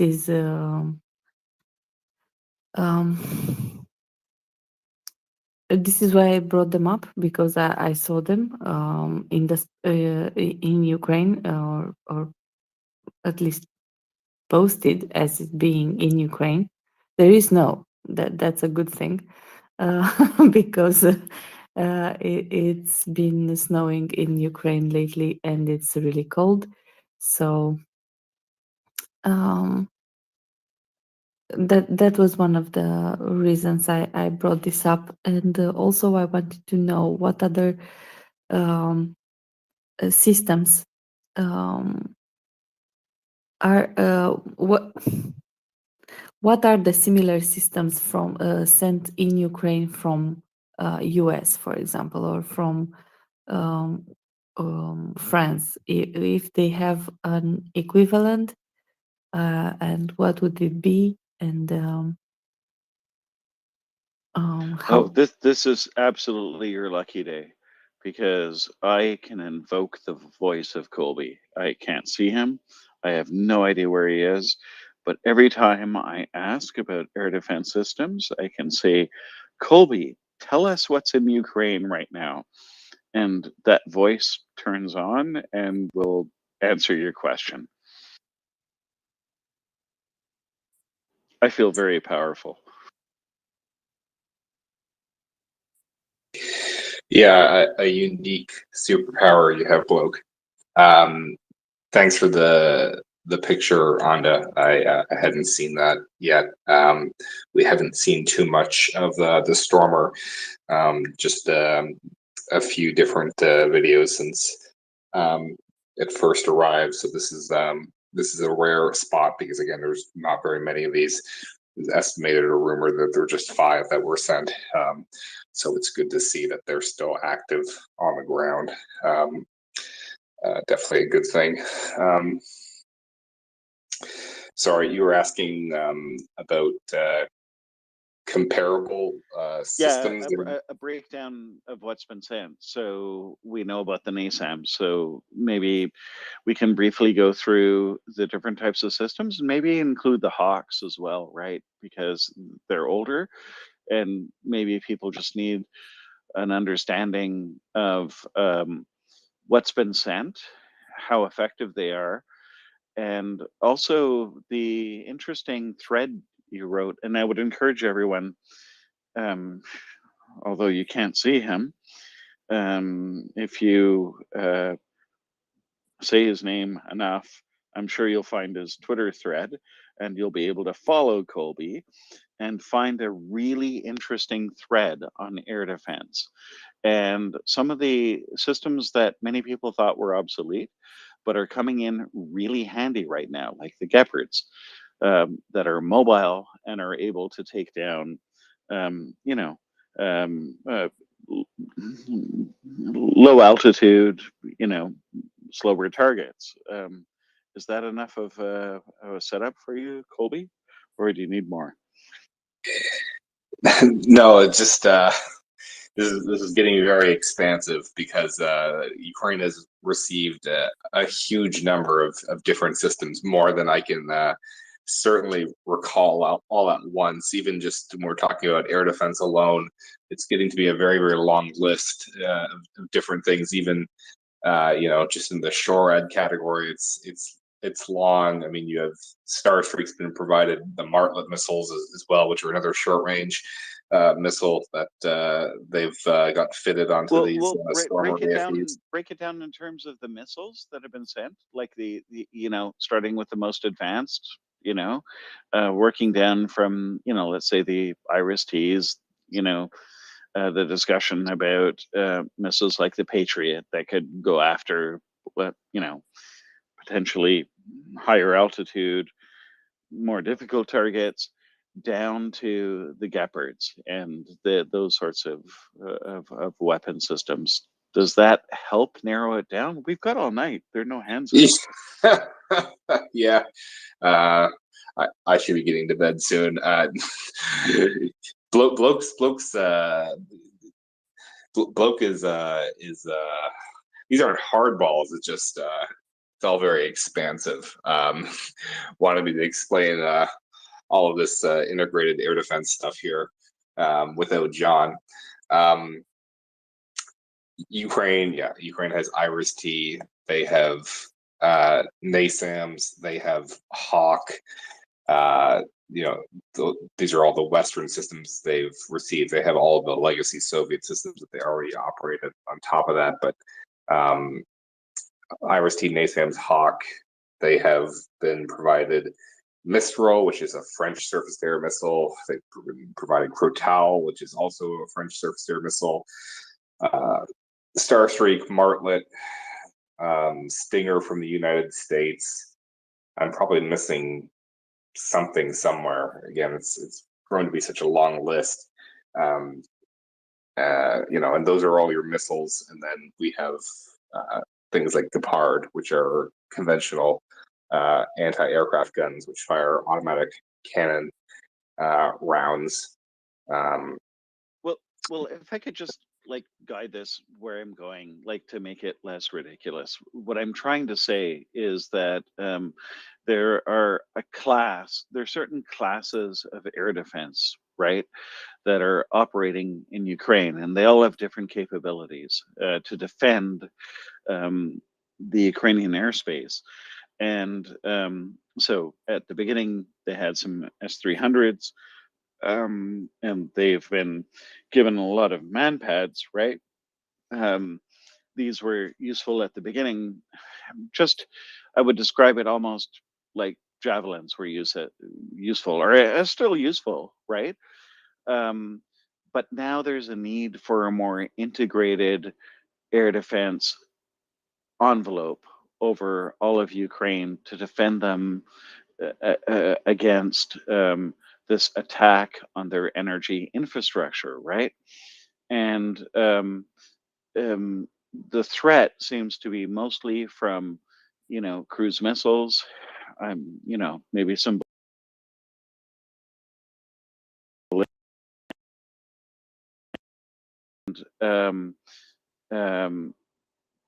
these assets, especially the mobile assets, will be really useful for being able to move them where they're needed, especially around power stations and things related to the power grid, to defend against these sorts of threats. And the one surprise I think that we were talking about before, where that the Gepards, which, you know, we're grateful for, but you know, I was sort of skeptical about their utility at first, but now we're finding that they're actually really useful. defending against low-flying drones. And together, this whole aid package, would you say that Ukraine is going to be in a position to be able to defend their power grid effectively against the more than 200 or plus cruise missiles that Russia could potentially launch in the next attack? This is where I'm going with the conversation. So, to not get into all the details of all the different systems, but do you think that this will be enough? And if not, where are the gaps? That's where I'm going. Is that helpful at all? Yes, thank you. So the bottom line is Ukraine needs more of everything. And the reality is there is no magic number of systems where you will be able to say Ukraine is now safe, they can protect all of their assets, and the chance of Russia being able to successfully hit targets is minimal. That's a fantasy situation that's not going to exist no matter how much air defense we provide to Ukraine. More is always better. No air defense system is infallible, though. Not even the most advanced system that you could conceivably have that NATO could build with all of the Patriot batteries that the entire United States Armed Forces has at its disposal, along with everything else. Nothing is infallible. So we need to get Ukraine more of everything, of all classes, all the way from self-propelled automatic cannons, or even non-self-propelled automatic cannons that need to be radar controlled. They need more short-range surface-to-air missiles. They need more medium-range surface-to-air missiles. They need more long-range surface-to-air missiles. But most importantly, Ukraine needs long-range precision fires of their own so that they can strike back against Russia. Because the best defense is a good offense, and right now Ukraine is very limited in their own long-range precision fires. They don't have the same capabilities that Russia does, and that's a big problem. Funnily enough, you just appeared in my Twitter space, so you're an actual icon on the space right now. I don't know how that happened. I think it was when you disappointed everyone by saying that there is no magic bullet. But let's move on to Hans. Gunter, you're next. Colby, have you seen those reports that the Shahed or perhaps the other missiles have some difficulty in the cold weather, which I find somewhat surprising because Iran is a mountainous country.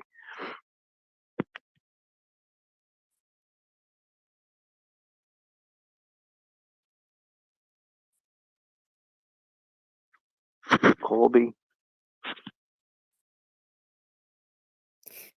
You have to say you invoke the name of Colby. Colby. Colby, can you hear Gunther? Colby, did you hear what Gunter asked?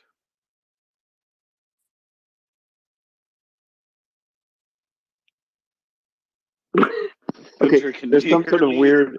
There's some weird logic with Twitter, so that you can either hear him or you can see his icon, but not both. Colby, Gunter's question was about the Shahed drones from Iran. He said he read somewhere that these drones have problems during cold weather, and I think I had a similar discussion with Nick Brown, like more like 6 hours ago, with Nick Brown and Mockers regarding another article which was in my feed regarding HIMARS having problems in cold weather. I think it's on the same topic. Nick was appalled, and he also read the same article as I did, and he was like, "That is a bad written article by probably students who didn't have time to research too much, and came up with the first 6 ideas they had regarding." Cold weather and how it affects war. And I was curious if the article Gunter read is on the same lines, basically. So it's not something we should foresee for the drones to have problems during cold weather, or maybe it's more that the Russian army ran out of them, more or less. Sorry, I was brushing my teeth. I heard the question. Pardon. So Iran does have mountains where it gets cold, but overall, I would say that Iran definitely has a different climate than that of Europe. And the Shahed drone, when the Iranians were designing it, I highly suspect that the envisioned operating environment that they had in mind was Yemen and Syria, Lebanon, Israel, which are not places that usually experience a lot of cold weather below zero and icy conditions, snow. That's not really a big concern there. So it would not surprise me that the engineering process for the Shahed did not involve them testing its performance in sub-zero temperatures with adverse weather conditions and heavy precipitation. That's just my guess. So that would explain why we're hearing reports about its poor performance given the onset of those conditions in Ukraine. And I'm sure John will have more to add onto that when he's up next, but that's my assessment. Yeah, I can imagine those small motors have more difficulty with controlling themselves in the cold weather. That I can believe that.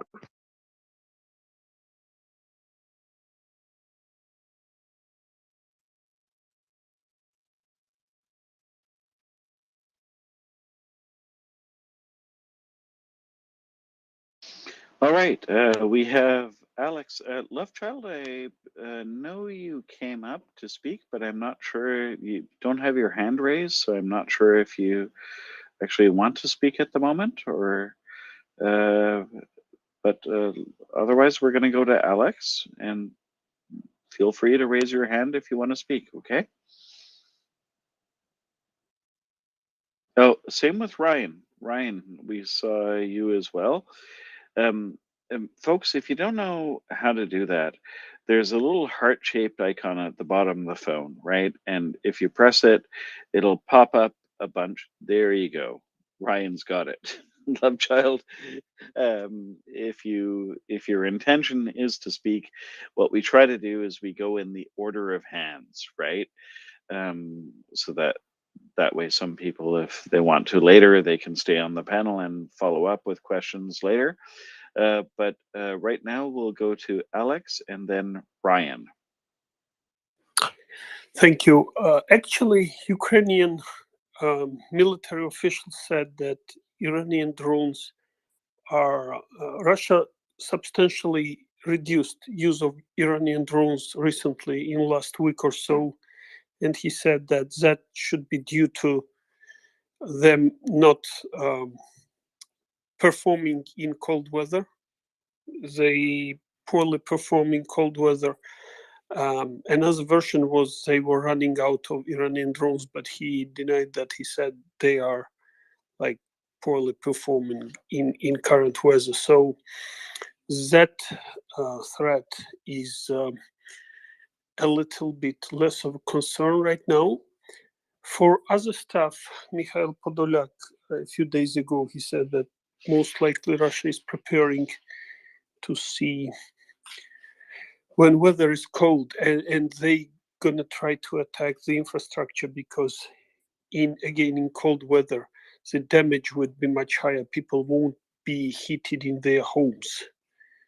The whole system will freeze, and that's probably what they're trying to accumulate the striking power to do maximum damage to actually civilians' ability to heat their homes. That's probably their plan right now. Again, more is needed. Of course, there is no way to like shut down 100% of the missiles, but the proportion, like right now, Ukraine is able to take down about 70% of what's coming.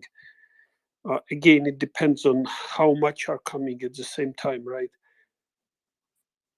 And president said that like the goal is to bring it up to 90%, which is possible, again, depending on how much air defense system you have available. It's not variety, it's more like quantity than variety at this point. That's what I think. But and there is some work toward that. It's just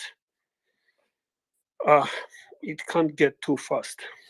That's a whole issue. Thank you.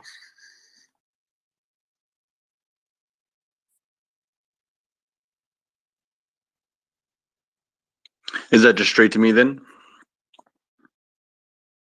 Cool.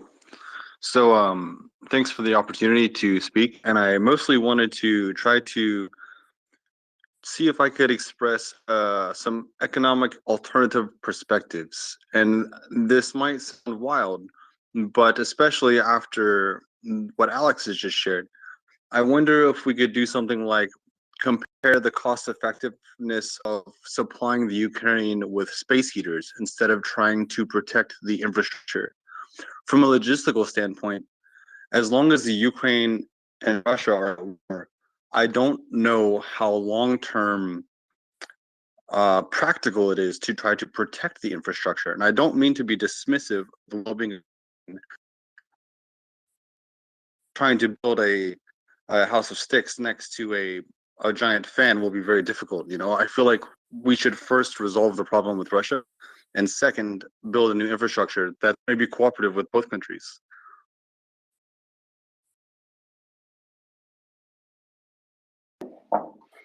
That's interesting, Ryan. Let me see if I understand it a bit. So, because the reason why I guess instead of trying to get my thoughts in order based on your question here, but I have the sense that in some cases that is actually exactly what's happening. But it's not space heaters; it's generators. We've seen large numbers of donated generators from USAID, from Eurocities, from the EU, from various individual countries, and we've seen the Ukrainian authorities build these, I forget the exact name, places of invincibility, I believe they're called, which are centers that are permanently heated, have internet, have electricity, always running, so people out of their homes, if they do have a power outage, then they can go there and obviously take care of whatever they need to take care of. So I think from my side, I mean, I think it's not really an either or situation. This is what finance, I think, was talking about. You see in his in his avatar, the attackums, that one deterrent or one way to stop is to shoot back. The actual launch sites themselves, like of the Shaheeds and other cruise missiles, is very difficult to interdict, especially if they're air-fired cruise missiles, sea-fired cruise missiles, and so on. But through attackums, what you can do is you can hit specific logistical nodes, and therefore that would be somewhat of a deterrent, because you're hitting back, and it would also hit capacity, which is used to get things to the front line.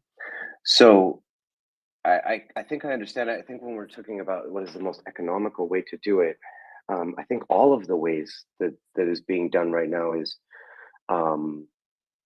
all in parallel but mutually supporting. So that is short-term things such as Europe providing gas storage for energy, that is providing generators, that is the constant repair, such as getting the substations back online, which Western European countries and the United States certainly have the industrial competency to support that. It's somewhat a matter of supply chain there to try to get this as quickly as possible. But they can do that, and they could potentially then also offer the military means to. So I don't really think too much about that. What is the most economic way? I don't think we're right at that. I don't think we're at that point. I don't think that's the most relevant part. But so I see multiple initiatives going in the same way. But what do you think, Ryan?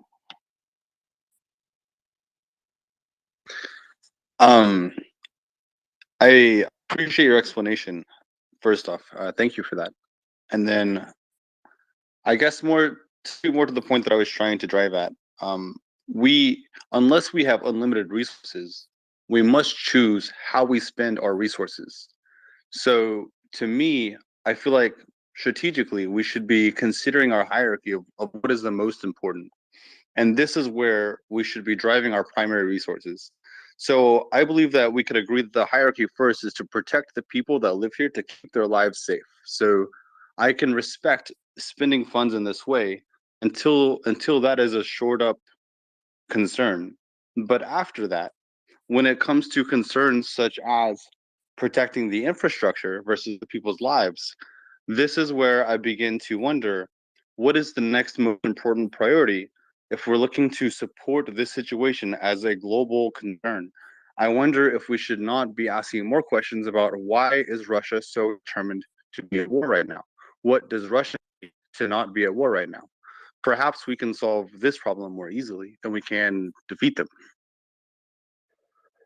So, That's a big question. Go ahead, Bloke. Sorry. They're attacking, right? So who cares what the reasons are? Whatever the reasons are utterly irrelevant, because what they're doing is they're conducting this war, right? And no amount of convincing them that this was a terrible idea has worked to date. So at this point, we're at war. I mean, not war, but Ukraine is at war with Russia, defending their territory. There's not much left to discuss. They have to kick the Russians out of their territory, end of. And after that, all sorts of negotiations are possible. But until the Russians stop attacking and killing Ukrainians and attacking their infrastructure and committing atrocities, there's very little to discuss. And go ahead, Ryan. Can I just add one thing before we go back to Ryan? So, I mean, just to pick up on what you said, Bloke. I mean, I can understand the thought that maybe solve the root cause, right, and not any of the symptoms. I can completely understand that logic, but the root cause in this case is genocide.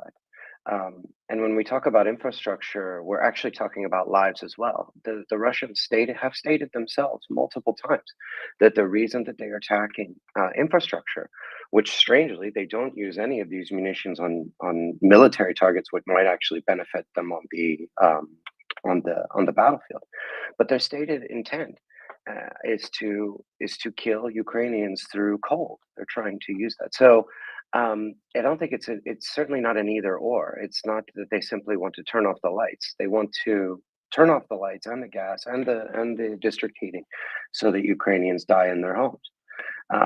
And also, if we follow this logic of go after the root cause and don't treat the symptoms, I can understand that, in a business context, how would we analyze systematic issues? But the because of the battlefield losses, and because of the mobilization, because of all of the things that have happened over the 9 months, the Russians have had to kind of peel away the mask of what they're trying to achieve, and now they're being very open and frank about it, and even touting it, that their goal is to destroy Ukrainian lives, and that's what we've been seeing them do since day one in occupied territory. So it's kind of like, well, how do you treat that root cause? There is no way to accommodate a genocidal regime, which at one point maybe people might have said long time ago, well, there's a debate whether they are, but at this point even the Russians themselves are saying that they are. But back to you, Ryan. I 100% respect the idea that you cannot reason with those who choose not to receive reason. And if their official stance as a government, as a country, is official, we declare that we would like to take the lives of these people, and we just declare that for no reason, then my perspective would certainly shift. Maybe I am just naive, and maybe I've just been watching the wrong news channels, but I have not seen anything that was super clear as far as like the exact purpose of declaration of war. And again, probably I just missed it. I want to know the purpose of why Russia they've said wants it. to. They've said it. They've said it on Russian television. They said it. They say it to their people. It's almost every week on Russian television. Ukraine doesn't exist. We've annexed the territory. It's Russia. There's no Ukraine. They have said it themselves. There's no ambiguity about it. They want to annihilate Ukraine as a nation. There is no negotiating with that. Ukrainians cannot you cannot negotiate with someone who is coming to kill you. And as an American, you should get this into your head, because you've faced this before too. You have faced people who came to kill you. They didn't come to reason with you. They didn't come to negotiate. They didn't come to change your opinions. They came to kill you. They came to bring down the Twin Towers. They came to kill people, your innocent men, women, and children. And by your logic, right, what you're saying is that you can negotiate with people that are coming to kill you. I'm pretty sure actually that's not what you're saying. It's just that I'm trying to explain to you that this is the same thing. That's why when people say that Russia is a terrorist state, they're making the explicit link that Russia is not negotiating. They have said that they just declare this land theirs. This goes against international law.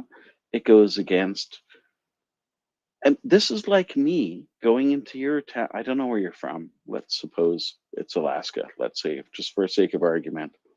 And I say, okay, Anchorage is now mine, and I'm going to send my thugs there, and we're going to take it over. We're going to kill people until everyone submits to my rule.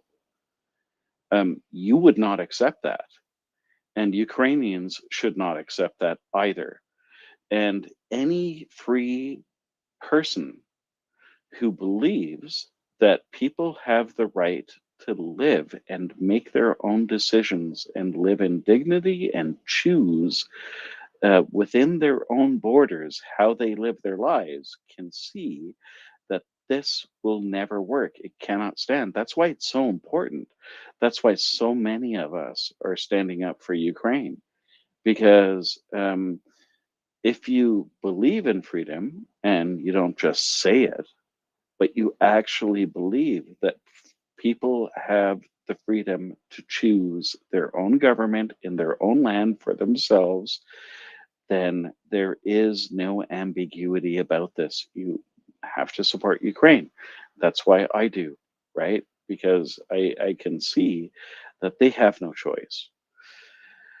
They have no choice. The Ukrainians will fight no matter what, because they're fighting against someone who is coming to basically exterminate their culture. They have already kidnapped their children. They've kidnapped hundreds of thousands of children. They've committed war crimes. They have massacred people. And they have tried to extinguish Ukrainian culture because they want that land for themselves, and they want to extinguish the idea of Ukraine. The Ukrainians will fight no matter what. They have no choice. Our only job, the only job we have, is to help them so that they may be free. And by helping them, we also help ourselves, because we believe in those ideals that people should be free to choose for themselves, especially democracies and people who believe in their own freedom and who have fought for it. And the Ukrainians are not asking us to do it for them. They're just asking us to give them the tools so that they can do it for themselves. And I would just encourage you to read what the Russians say. You don't have to take it from me. You just have to listen to what those genocidal maniacs say themselves, and it will be revealed, right? So I will stop talking now. Sorry for interrupting, Charles. No, no worries. I stepped on you. I apologize.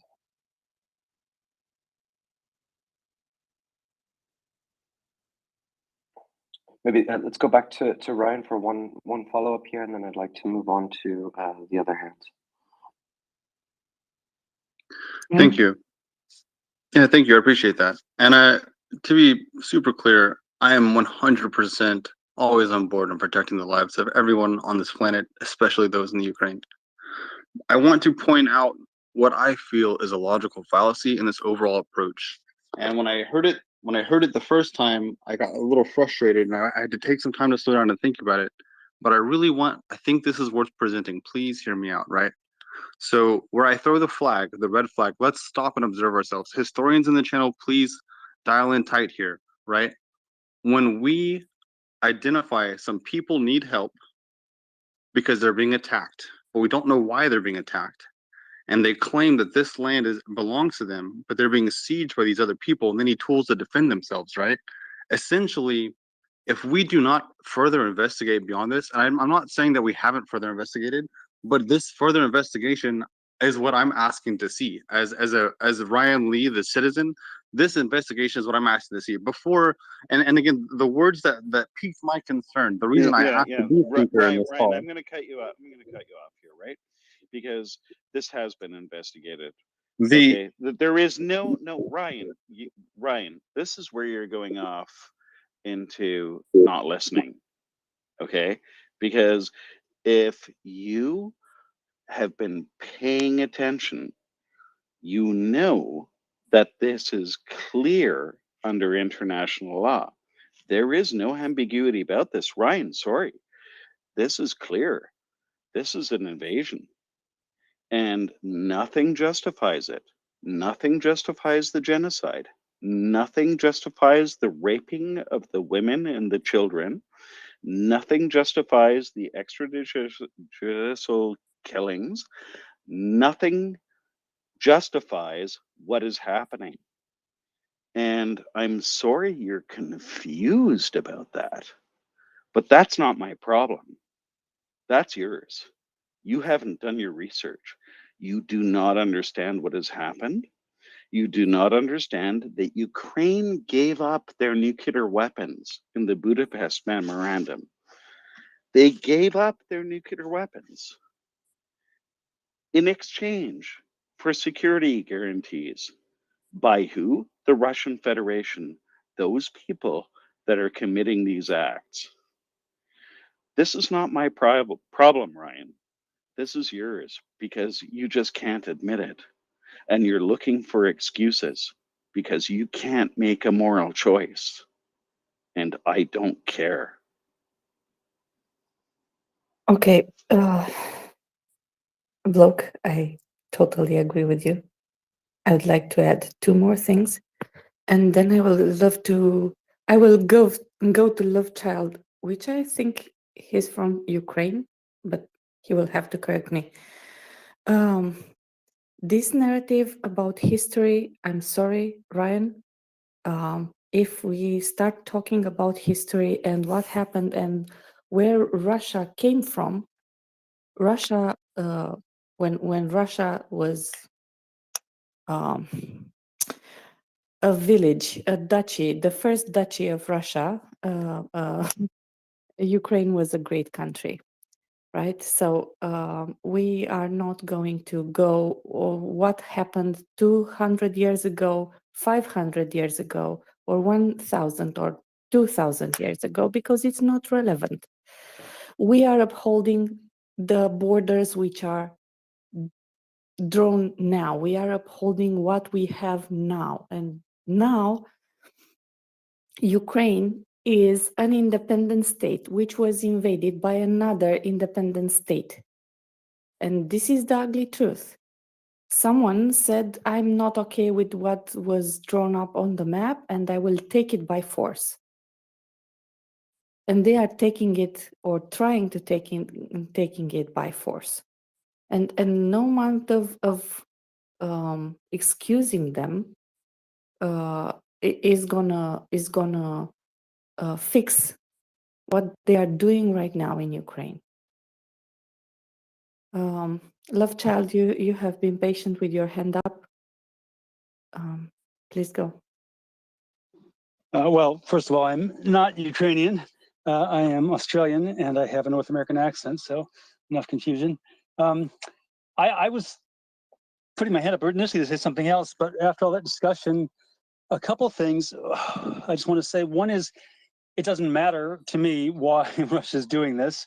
But secondly, having watched Putin for many, many years and have a lot of frustration with people dancing around, sort of spinning what he says when he's very clear on who he is and what he wants, it's frustrating to me because to me, this is just basically he thought he could get away with it. He thought it would be a walkover. I think that the Russian intelligence was high on their own supply.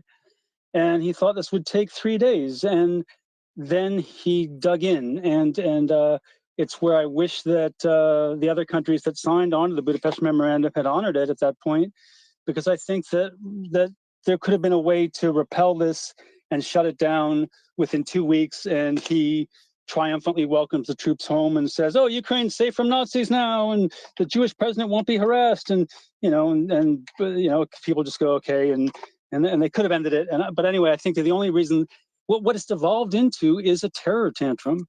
There's no military objective anymore. I think that the way that Russia is using its military doesn't suggest that they actually hope to achieve much. It's just the old, slaughter everybody back to Chechnya. I don't know. That's my perspective, and I really just don't see a root cause. When you talk about the symptom or the cause, it's the same thing at this point. You cure the symptom, you cure the cause. There's no reason for it anymore. And I don't think the Russians know either, because every week they come up with a new, sometimes 3 or 4 a week, a new justification, from dirty bombs to Satanists. And I think that no one knows, and Putin is batshit. And anyway, I don't know if my mic is even working because I've had huge problems today, but. No, we hear you loud and clear. Okay. I actually called for something totally different, but there's also so much in what you were saying earlier, because when you have talk about negotiations, how do you negotiate with someone who's taken 200,000 of your children? Where's the starting point? I mean, the starting point is you get our damn children back and you get out of our country, and then we negotiate the size of the reparations. You defeat them. You fucking sorry, excuse me. No, go ahead. You kick their asses out of the country.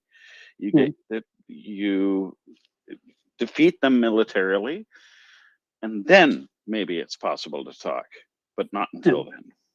Yeah, I mean, especially with what they've done. I mean, then you negotiate the size of the reparations, and then you multiply that by 20, and away you go. But I call for something totally different, and I hope it's okay to go on to.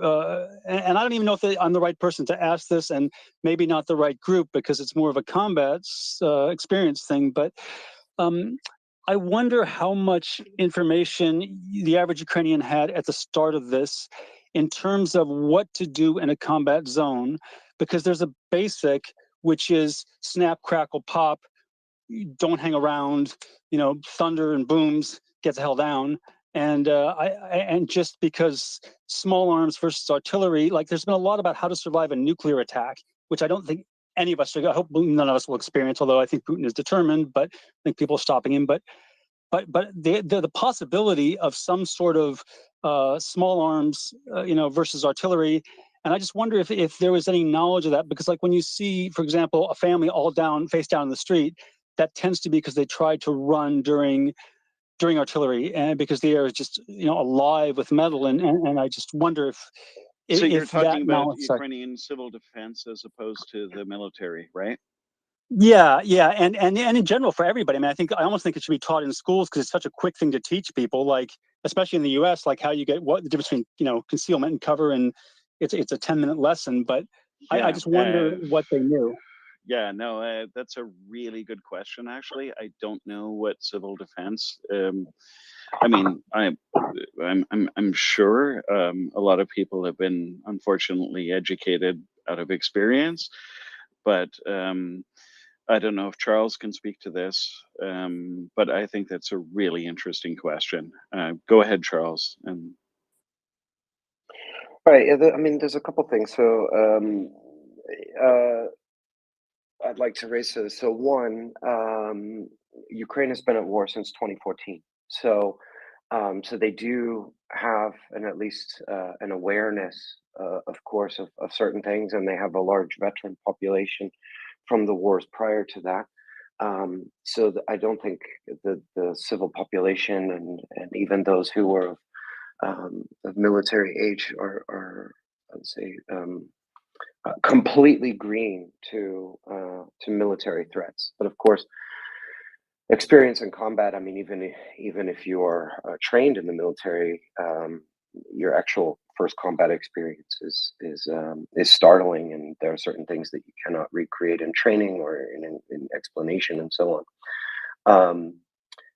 I found it interesting at the beginning of the conflict how the Ukrainians conducted their mobilization. We've talked in this space a little bit about some of the goods and bad things that happened during that time, but there was certainly an amount of learning on the job that happened very early in the conflict for everyone in Ukrainian society. Clearly, they've adapted to that quite well, I would say, considering the other thing we know that there is a large information program by local authorities, municipal authorities, federal authorities to educate the population. For example, unexploded ordnance identification in the subway, clarification pamphlets, whatever it may be, especially to explain the hazards of unexploded ordnance. In terms of indirect fires and actually being on the front line, Ukrainian military, of course, has tried to support evacuation as much as possible. They're still doing that. Even in the last several days, talking about people on the right bank of the Dnipro who have recently been liberated, but are still within artillery range of the Russians on the left bank, and they continue to fire. And they've encouraged and supported evacuation to keep people safe. So I think that there has been an education program or an awareness program. For me, coming from combat engineering, for me the main thing is often UXO and mines. But there's been a lot of stories that we've had from people in Ukraine saying that actually that's quite good. They're using various mobile applications, for example, the air raid mobile applications and other things. They're using posters and really public awareness campaigns for how to kind of survive and be aware of the dangers of war. Well, thank you. I think that's an excellent answer. And I would just encourage everyone to be aware of that, because you never know. And I know there are cases where somebody who's from another country is caught in a combat zone, and even journalists, and they try to run during artillery or mortar, and you know the consequences. So, but anyway, I think that was an excellent answer. Thank you.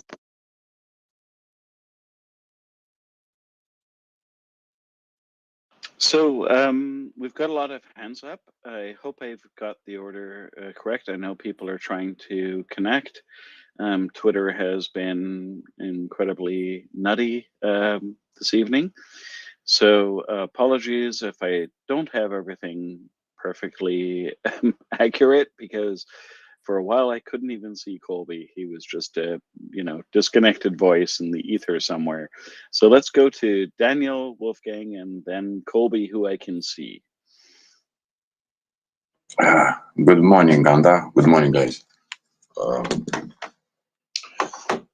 I hear Ryan saying something, and because you're Westerners and you apply what you learn in your education system,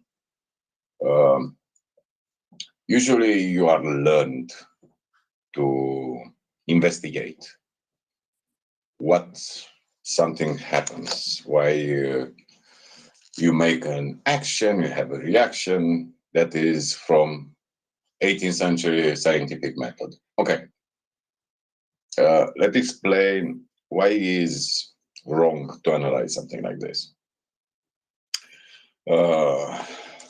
When you don't have a system where the rulers, the political elite, the guys who love to be dictators, father figures, things like that, and they are not changed, they remain in power for many, many, many years, decades usually, and everybody licks your boots, and you don't have any competition for your place in any way, in any reason. Don't just imagine something like democracy.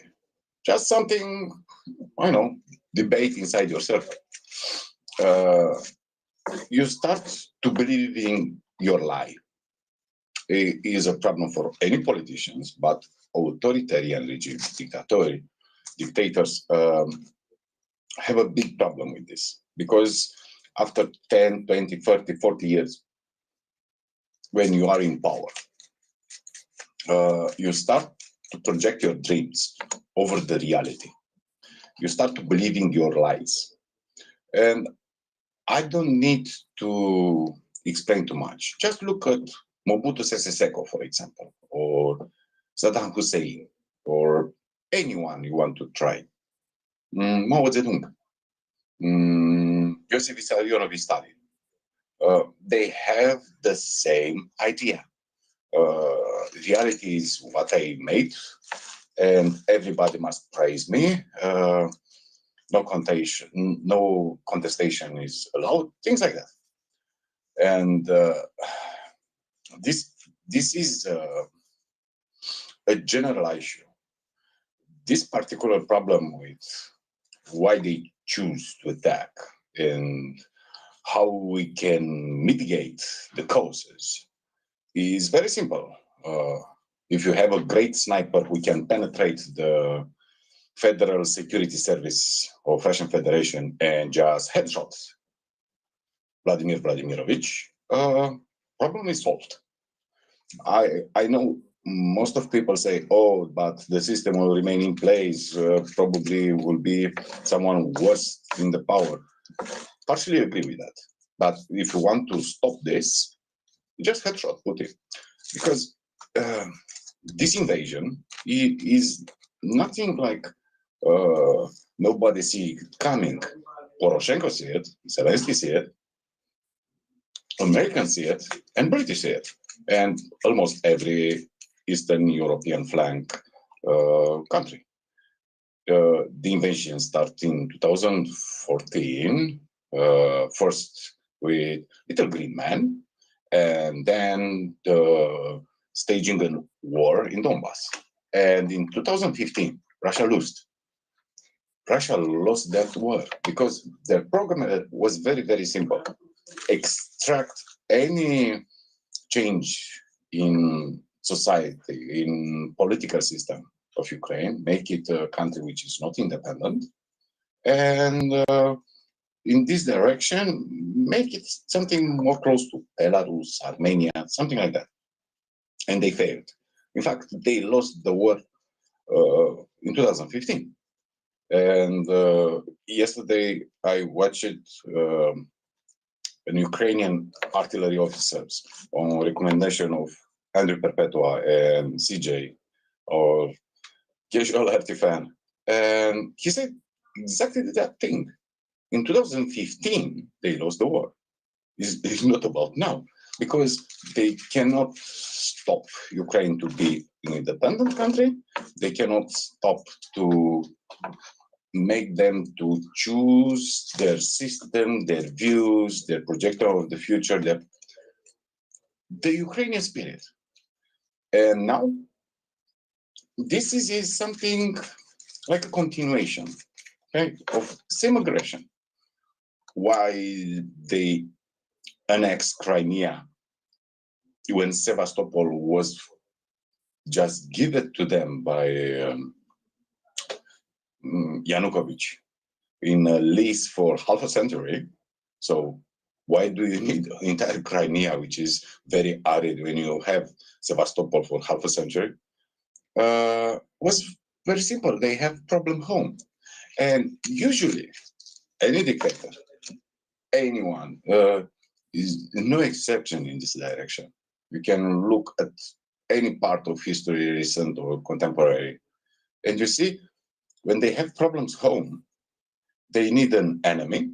They project this idea of an enemy who put us on their toes, so we need to manage that. So you take your attention from your internal problems and project to an external enemy, an aggressor. And Russians, especially Putin, just did that. He had problems home. That's why what happens in 2014, 2015, and now 2022. It is really no brainer in this. They have internal problems. They have structural problems home. And they attack this country because usually any great power, any empire, they don't consider themselves equal with anyone. There is no discussion, is no negotiation. Russia don't feel Estonia is a country who they can talk, or Finland. They are great, and who are these small countries with 2 million inhabitants? This is a well-known thing. It is not something I invented or I am so smart guy and I see it. It's obvious for anyone who try to apply the same logic in the same context of the logic you asked for. And at this moment, let's talk about what do you say, something, how we can unroot this war. How is a simple thing. For Ukrainians, they understand what they need to do. They don't have any impression, any hope they can defend every city with a lot of SAM systems against missiles. They know they can. They want to protect every people, and I like a lot when Ukrainians say we want to protect our people, not territory. It is a very subtle thing because the people make the state, not the borders, not the flags, not the political leadership. Is the people, and the people of Ukraine. Look at them; they are more united than ever were been. They are, I can say, Zelensky is listening them, not the different way around. Zelensky imposing something to Ukrainians, which is totally different by the Russians. Russians, they quit even to hope somebody will listen them. They give up any morality, any idea they can participate and make their country to stop to be looking like a terrorist state. And things are very simple. They losing the ground war. Any power they had in June is now a shadow. Ukrainians are very determined to beat them.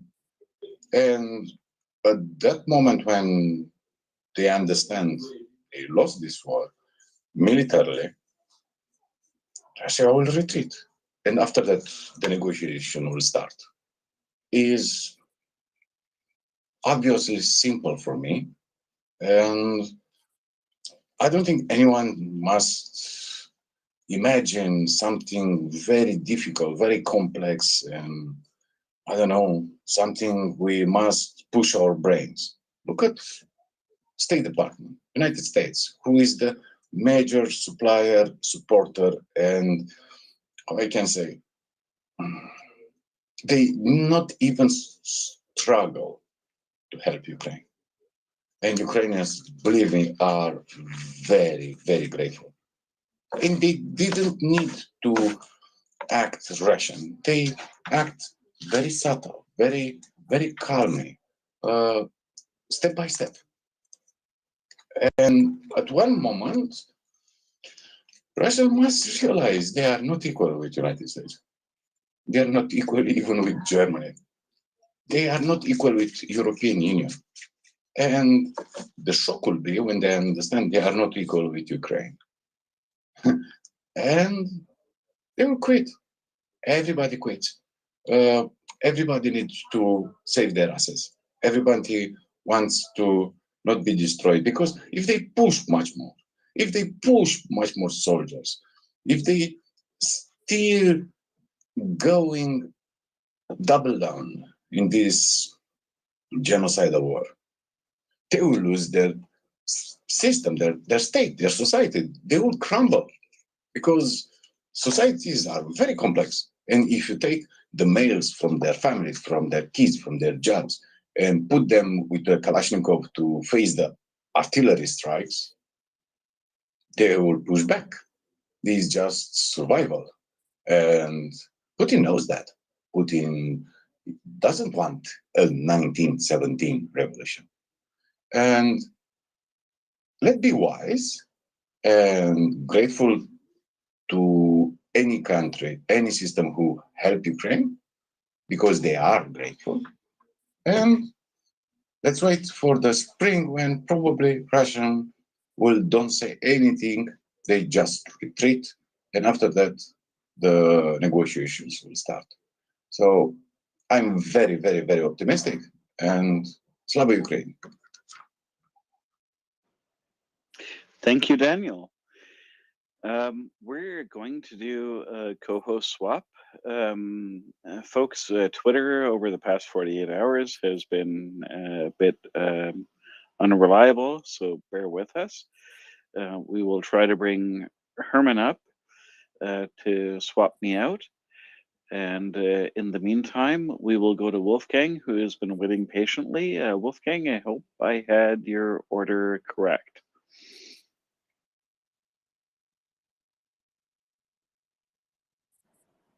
Go ahead, Wolfgang.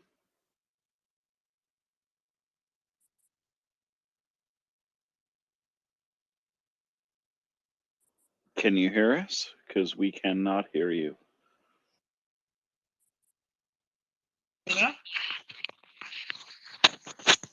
Okay, we have a mic. Go.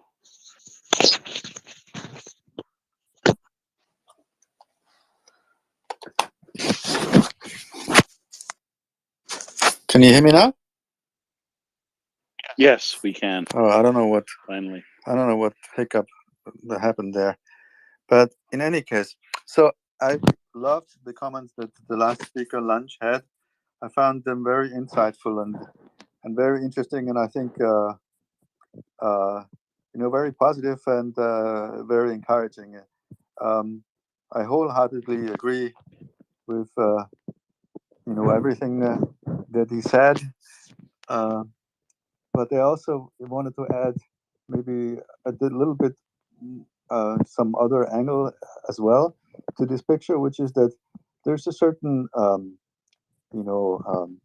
there's a certain mechanism to the madness, that the Russians are operating with. It's not completely random. There's a mechanism to it, and they're trying to get the best deal, when that eventual withdrawal happens, by basically, I think,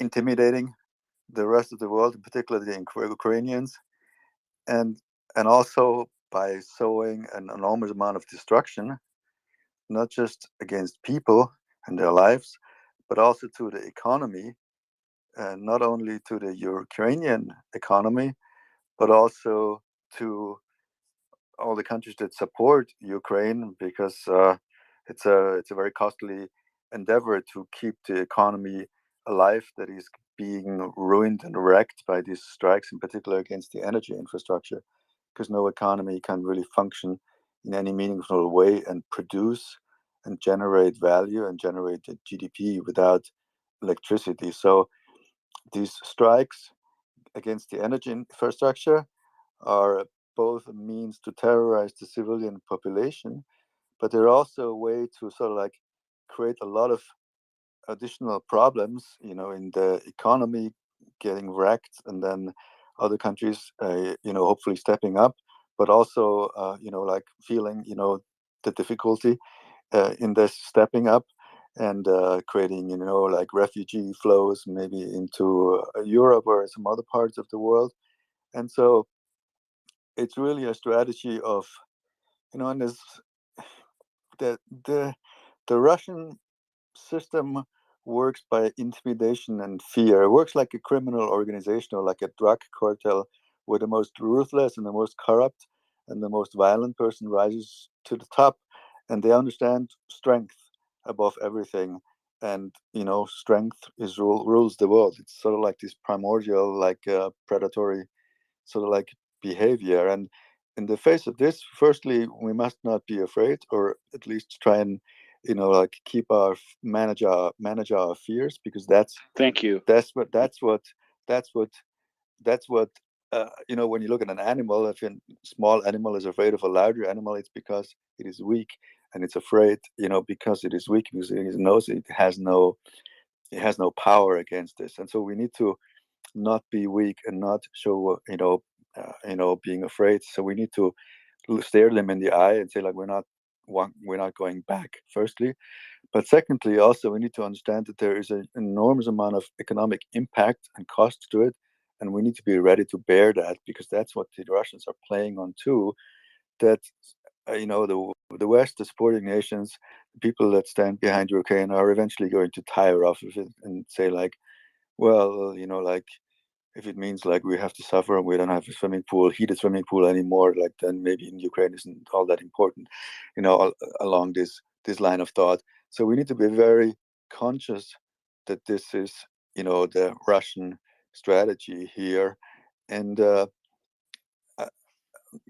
if I have a bit of a criticism, that sometimes in the media we don't hear so much, there's an explicit attempt to wreck the economy, which is definitely what's going on, but there's not much mention of that. And I feel like That's an important thing. And first step to countering that is to understand it and to acknowledge this, and because that's the first step in actually effectively countering it.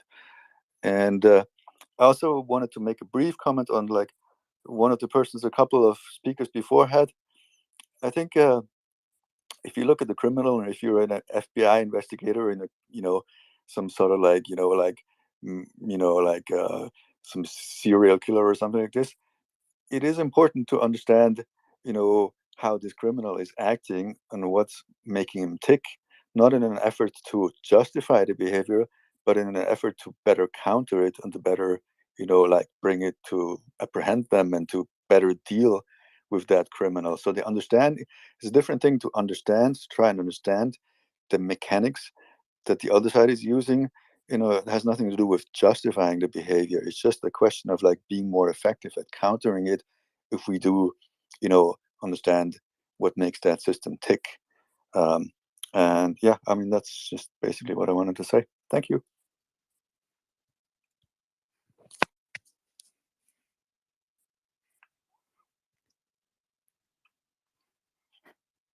Bloke, do you want to take this one? Yeah, no, that was great, Wolfgang. I think it's really important to point out that it doesn't matter what leads to the behavior. The number one priority is to counter the behavior, and then after that, you deal with root causes, right? Like, this is just nonsense. So thank you very much for making that point. I want to go in the order of hands. I believe it is lunchtime Christian Love Child. Love Child, I know you put your hand back up, so I just don't know when your hand was raised in that order.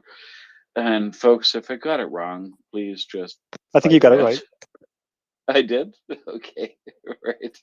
Managed. Okay. And then we'll go to Erland after that. Erland, you're back up. I guess you've had a good night's sleep. Thanks, bloke. So you finally got something right, bloke. This is amazing, right? I just wanted to, joking aside, commend you on the way you dealt with a previous caller who seemed to be so filled with confusion and questions about whether or not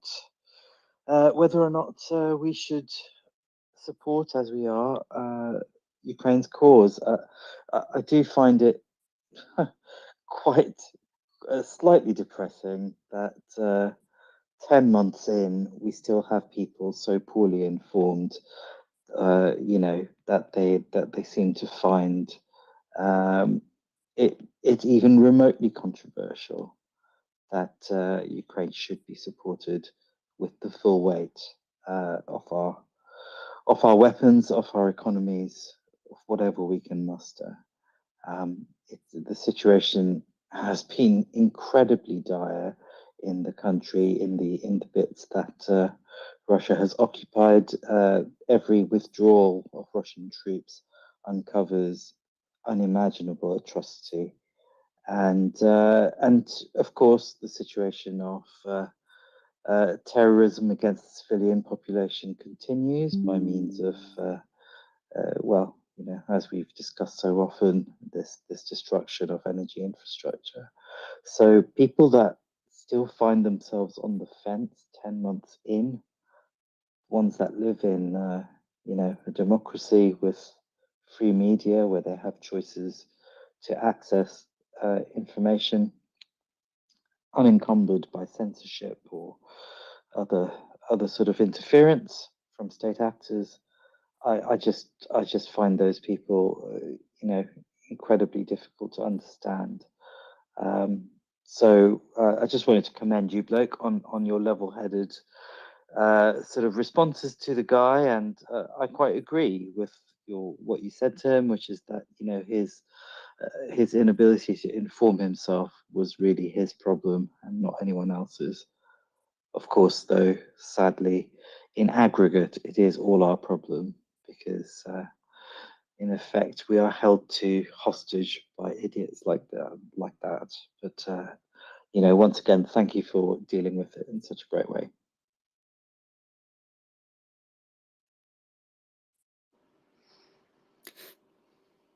Awesome. Okay, let's go to Christian and then Lovechild and Erland. Thank you, bloke.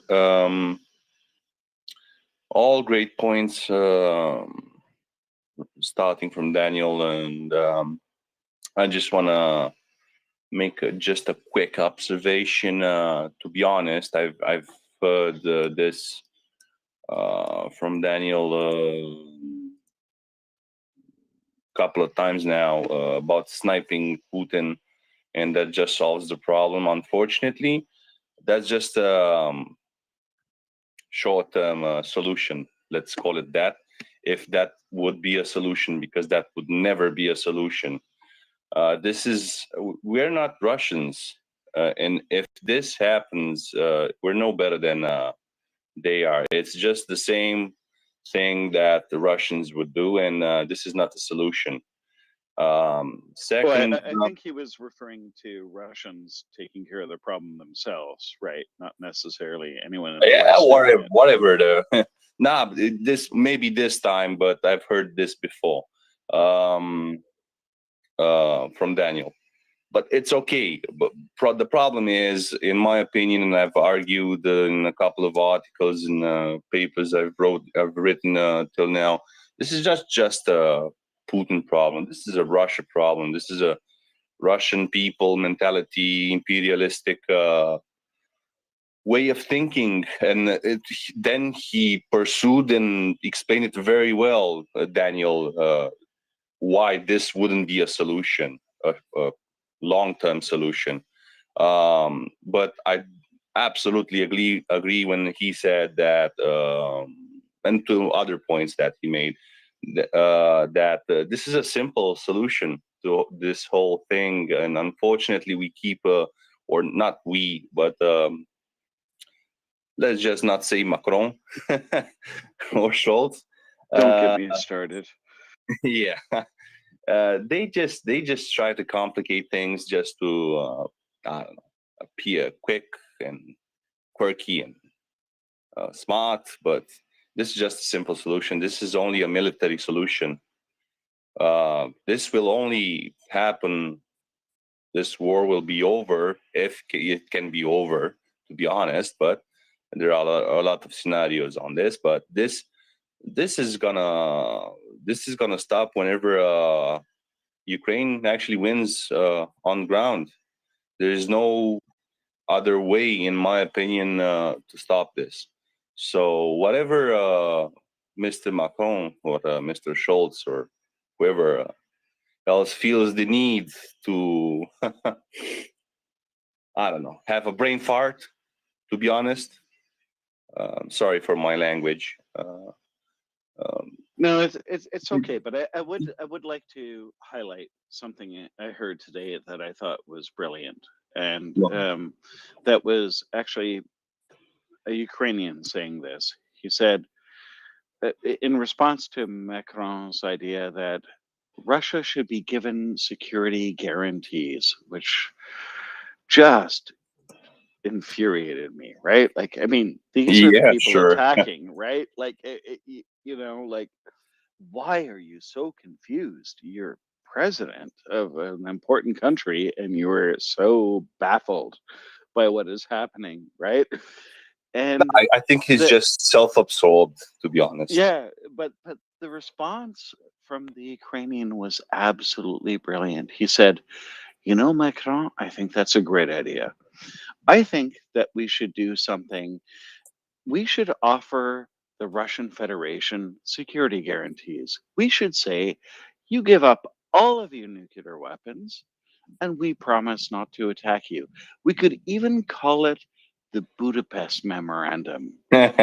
Number two, You yeah. know, and wouldn't that be great?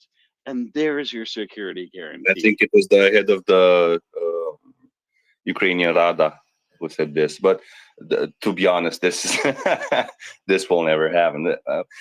You know, the whole Of point. course it won't. But the point I'm making is the stupidity of saying something like that is just baffles me, right? Well, Like, it's how because can someone serious say something so stupid? well, You know? it's easy. and I'm gonna say I'm gonna enforce Daniel's first point is that it's as simple as being a Westerner opposed to being for example, I'm a Romanian as well, as Daniel is, and if he asks us what do we want from Russia, we would say, yeah, nothing. Nothing. We don't want nothing. We don't want money. We don't want anything from you. Just sod off. Stay in your goddamn country. Stay there. Never come out. Don't visit us. Stay the hell there. You know? Don't do us any good. Don't do us any, I don't know, gestures. Don't do shit. Just stay there.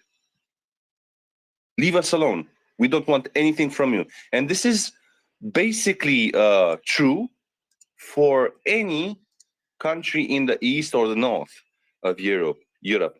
So giving Russia security guarantees for what exactly, Mr. Macron? What is Estonia gonna invade the Russian Empire? Is Romania gonna invade? Who the hell wants to have to do anything with the Russians? Nobody. Just some want the idiots. Russians to go home. Oh yeah. Just some idiot prancing around in the Versailles palace, yeah, saying that, oh my God, Russia feels threatened. By who? By the seed storage from Svalbard in Norway? By who? So this is the I understand your frustration. For us is even more. It's like another sigh moment. You know that feeling that you get in your throat when it closes up because of I don't know, anxiety or nerves or just infuriate you. This is every time this guy opens his mouth, this is what happens. I'm just gonna shut up now. Thank you. Thank you. Let's go to, and I've lost the order of hands. I think it was Erland and then Lovechild and then Erland. Sorry about that, Lovechild. That's fine. I've forgotten what the hell I was going to say because I wrote down the two other points as other people were talking, and now I forgot the original reason I put my hand up, which was brilliant, I'm sure, but everyone was just to believe me. But one person said that they find it frustrating how people are still misinformed, and for me, that's so amplified and so magnified. It's not just misinformed; it's disinformed. You know, there's Roger Waters talking about the promise. Just one example, the promise not to go 1 inch east. And then on Joe Rogan, this guy comes on and he talks about the promise being both verbally and in writing. And there's so much written about this that there was never any such promise. And it's just so bizarre That's to me. such a lie. That never happened. Mikhail Gorbachev himself said that never happened, right? Sorry for the interruption.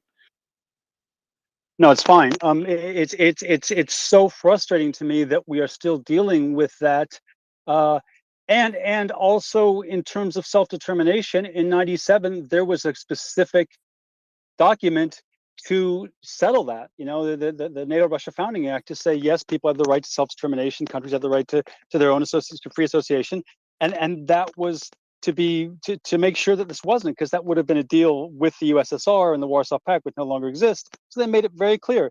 And it amazes me. And when they talk about 2014 and Putin being threatened, yeah, when Obama stopped all weapon sales. So if there really were a security concern, there would have been a reciprocal sort of stand down on their side, and you would have ratcheted the whole thing down, and it would have been okay. You know, now don't have to worry about that border anymore. But what did Putin do in response? Well, invaded.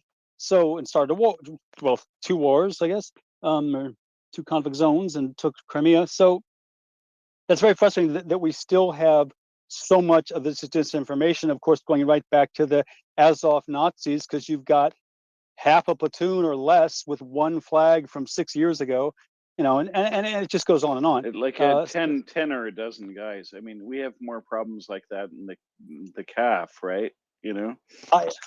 I have met Nazis in every military that I've encountered, from Argentina to Sweden. It's, you know, the first Nazis active duty military Nazis I met were Canadian peacekeepers. So yeah, I mean, they're everywhere, and it's just so bizarre. It's frustrating to me though and I have less and less patience. I think I'll get more. I have less and less patience with people who still say these things, because they've literally gotten people killed. So that was just when you talk about the frustration of the, you know, the misinformation and so forth. That is, I am so, it's like beyond frustrated. I'm angry about it. The other thing I wanted to say, it's speculation whether Putin can survive this. I believe there's no way. But when we talk about the ending, and they talk about, you know, assassinating Putin or whatever, I don't see a way that Putin survives this. And even if people think maybe he can, I don't see Putin necessarily. Do you see Putin taking that chance? Would be the question I would I'm put. You know, actually profoundly unconcerned with what happens to Putin. yeah, as am I. But I think that's why this is continuing, and why it's just turned into this mass murder terror tantrum, because militarily it hasn't worked out so well. So it's just gone like spray bombs everywhere, and you know, sort of hope for something, because on the battlefield it's not looking good. And I don't see how Putin gets out of it. And I don't say I don't want him to, but in terms of Russia withdrawing, I think there's a reason a lot of people are falling out of windows, you know, because I think there are a lot of people who see that it has to change. So anyway, I just think when you talk about, you know, how you can step down out of it, I don't see that happening with Putin, because people are going to fall out of windows until something does happen, and he's going to keep sitting at 30-foot tables. But anyway, I have no idea what I was really going to say, but I'm sure it was brilliant, and I hope I haven't nattered on too much. No, that was great. Thanks for the supporting fires there. But just to reiterate on your point, this whole narrative about you know, that NATO was not supposed to draw close to Russia or whatever. Okay, let's get a couple of things straight. First of all, there was no agreement. Mikhail Gorbachev himself said so, right? Like, so he was there, right? He was there with, you know, Bush. He said that never happened. It's a myth. And furthermore, why do people join NATO? Well, why? Why would someone want to join NATO? They have to make that decision as a democratic country, and the NATO charter says that anyone who wants to join can, right? Like, they have to meet certain criteria, they have to be democratic, they can't have, you know, an ongoing conflict happening, right? So, um, you know, Ukraine actually wasn't even eligible for NATO at the time. And, but if you look at the countries who were, like Finland, Sweden, you know, Finland joined NATO, right? As soon as, and why did they join? Because they saw what the Russians did to their neighbors. There would be no need for NATO if Russia wasn't a problem. So stop blaming the people who are trying to defend themselves against Russian aggression. This is Let me the just add one stupidest thing thing. I've ever heard, right? Let me just add one thing on that. In Mary Surratt's book, Not 1 Inch, she goes back and finds the source of that, which is, you probably all know this, but the very initial discussions when they were asking what can we offer, and one of the things that James Baker mentioned in passing was that, and it wasn't an interest. And certainly when he took it back to the U.S., George Bush the first said no, that's not going to ever be an offer, and it was never mentioned again. And the Russians never brought it up again. They weren't particularly interested. It was, that seems to be the only source. And then a couple of Russian diplomats talked about it amongst themselves in an email that people say is somehow a smoking gun. I don't know, but it's a bizarre myth to. It's bizarre that it keeps going, because it's so obviously not true. So I don't understand it.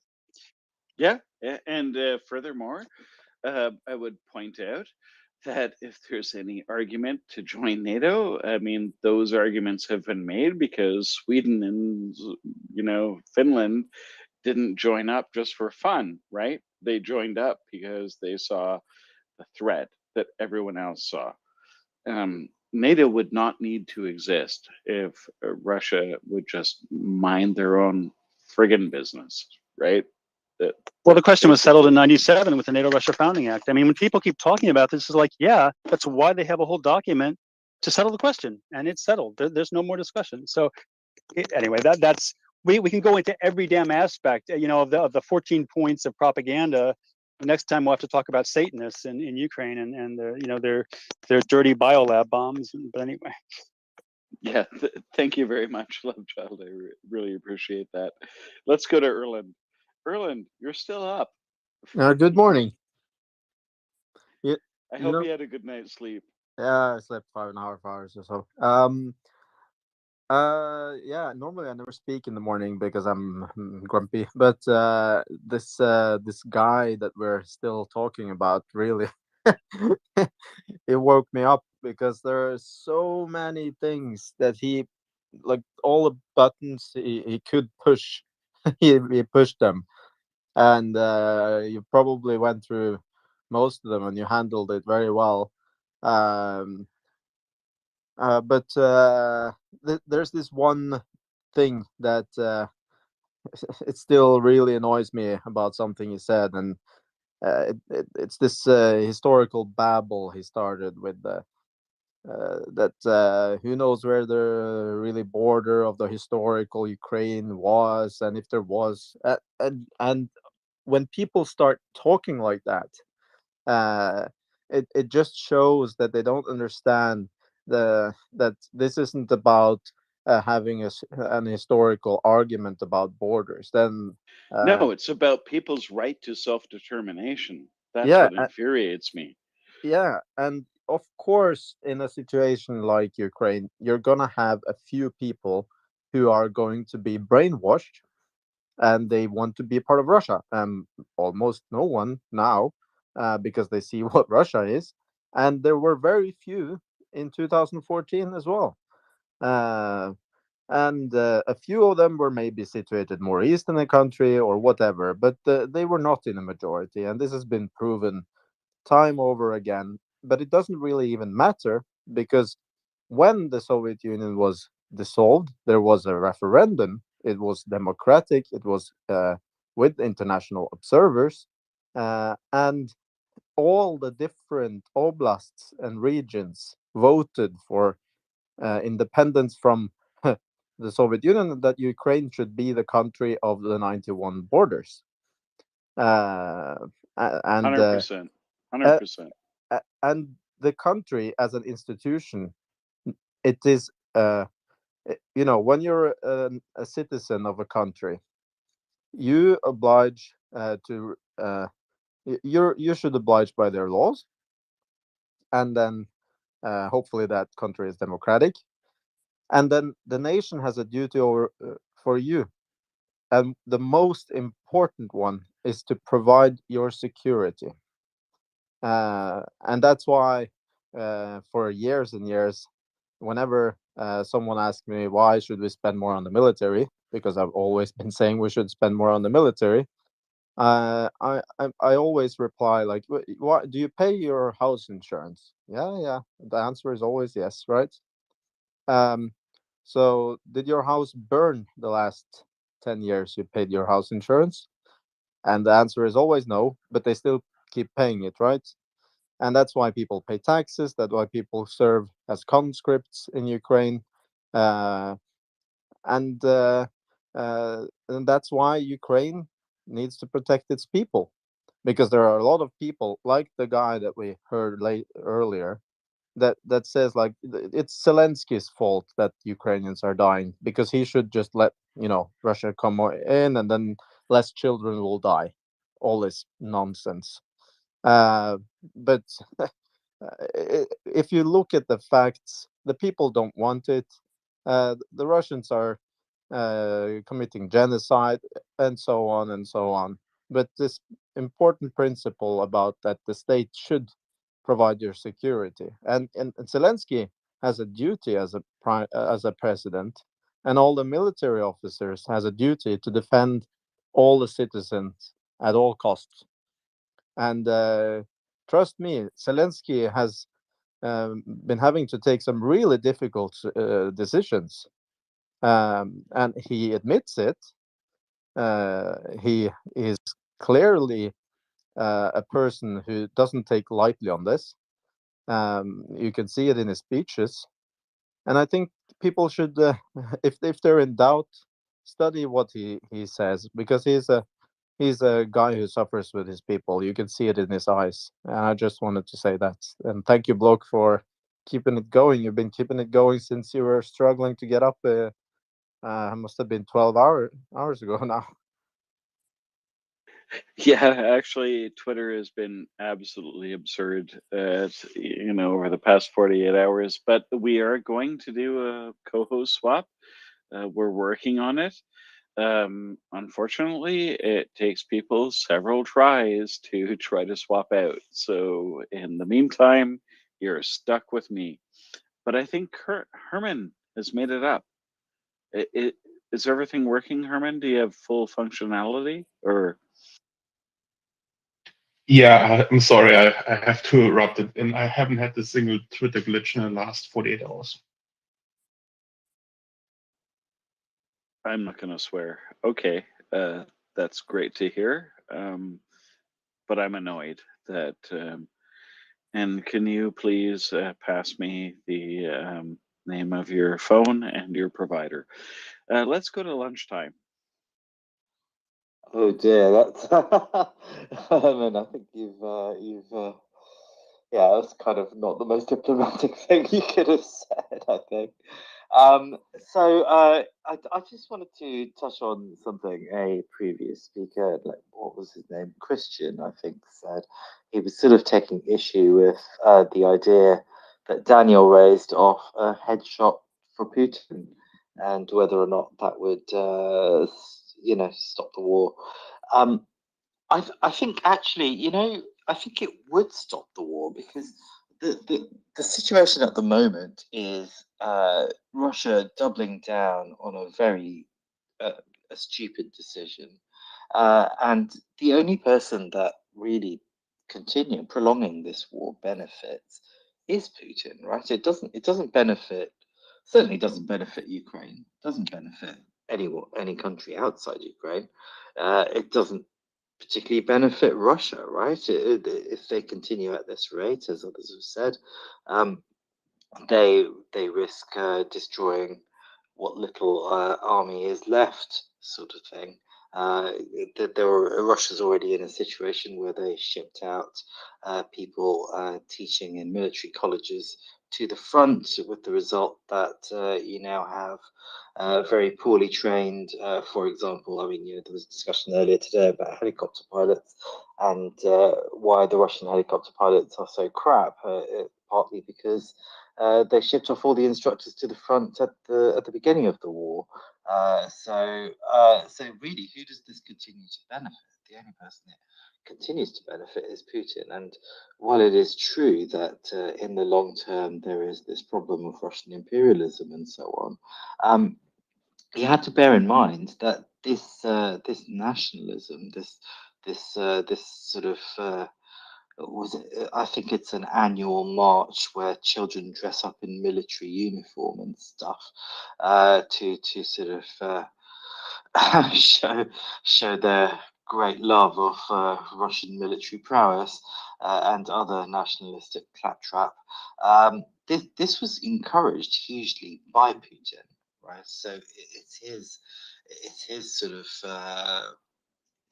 a lot of this can be sort of laid at his door, although it does exist. These feelings of nationalistic fervor were whipped up by Putin for political gain, right? So I think a headshot to Putin is not a bad idea. I think it would really it would give the Russian government an out, right? It would enable them to say, okay, well, I think we're going to have a bit of a reset here. Yes, well, let's just withdraw and try and proceed from here. So yeah, I don't think it's a bad idea that Daniel I just want to say that I'm convinced and I volunteer. Excellent, good man, good man. I'll give you a hand. Can I respond to that? I mean, Go by all means. Don't wait for me. Go ahead. Thank you, bloke. Okay, so you've said that this all resides in Putin, and I will naturally yes. No. Let me clarify. I'm not saying it all resides in Putin, but what I am saying is, nationalistic fervor was whipped up by Putin. No, and the war. It no, was no, no, no. How many Russians have you met? Several, unfortunately. Several, yeah. Several is not enough to understand that this way of thinking, this nationalistic, imperialistic Ruski Mir is well homogeneous all over Russia. So even some of the ethnic minorities think they're better than anyone else. So this is not just a Putin problem. This is a Russia problem. This is a mentality. So I'm not really sure because, for example, if you say that if you can headshot him and this war ends, then this must mean that it's only Putin's political will, which I very much doubt it. I very much doubt it. I think his cronies are many, and many would find agreeable that this is a lost war, but I don't think that would solve the problem on the long term. To be honest, this is a festering rot that has been I don't know, going on for at least 100 years. You won't change the mindset. The people in a couple of years, after 100 years of thinking they're elites and others are subhuman, and Oh each dear, and every guys. Like, I mean, I don't know. Yeah, maybe you're right. Maybe there is no hope. And you it's maybe not can. about hope. It's not about. I'm sorry, Block. It's not about hope here. It's understanding the root of the problem, not treating the effect, but the cause of it. So I think you're discussing two different things, though, because one is a short term, and one is like in terms of immediately ending the situation. That would probably end the immediate situation because people in Russia know that this is a foolish. But in terms of long term, now that'd be interesting, like what your take is on that. But that's a whole different problem. But in terms of stopping this tomorrow, or next week, that would stop it next week, I believe. I think that's fair. That's exactly what I'm saying. Yeah, exactly. Because yes, of course, there is this. I mean, if you look at the history of Russian aggression towards other countries, the story is plain, and absolutely there is this idea that somehow they are entitled to all the lands around them, and are somehow superior because of Pushkin and Tchaikovsky. I think are the reasons. I'm not entirely sure what the reasons are, but yeah, there is this feeling of inherent superiority, right? I can see Blake laughing, but yeah, of course, and that's well documented and understood. But the point I was agreeing with Daniel on wasn't about trying to offer some sort of group solution for the Russian superiority complex. It was much more about sorting out this war with Ukraine, right? And I think the continued beneficiary of this war politically is Putin, because he's the one who's put everything on the line to say that this 24-hour, 72-hour special operation is all it takes to restore, the glory of whatever the hell he's talking about, right? So, that's what I'm talking about. That's where I agree with Daniel, that it would end things.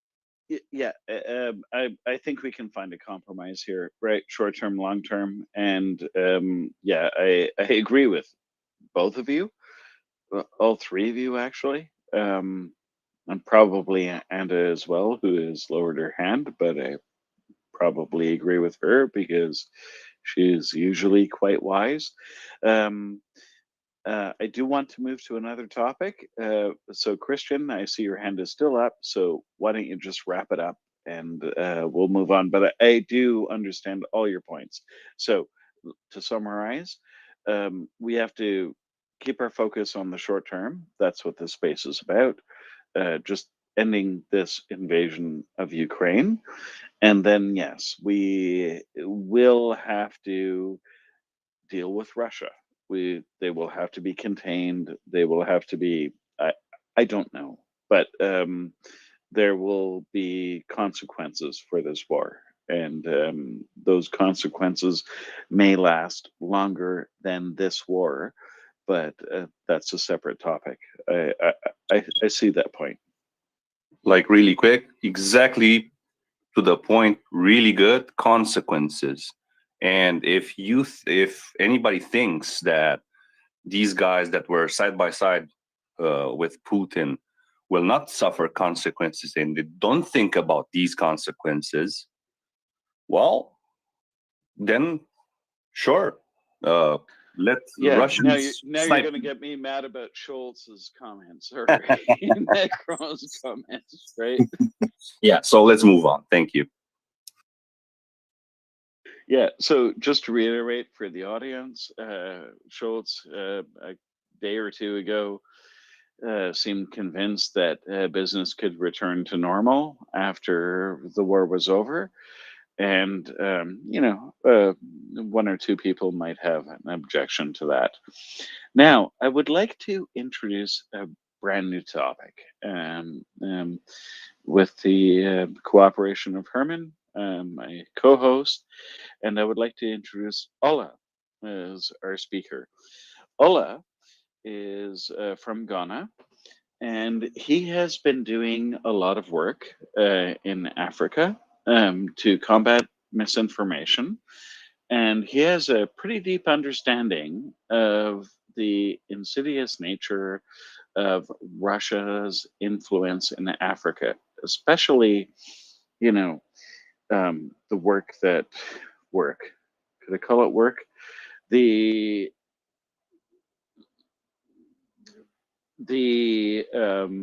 destruction that Wagner has been perpetuating in Mali and in other countries in Africa.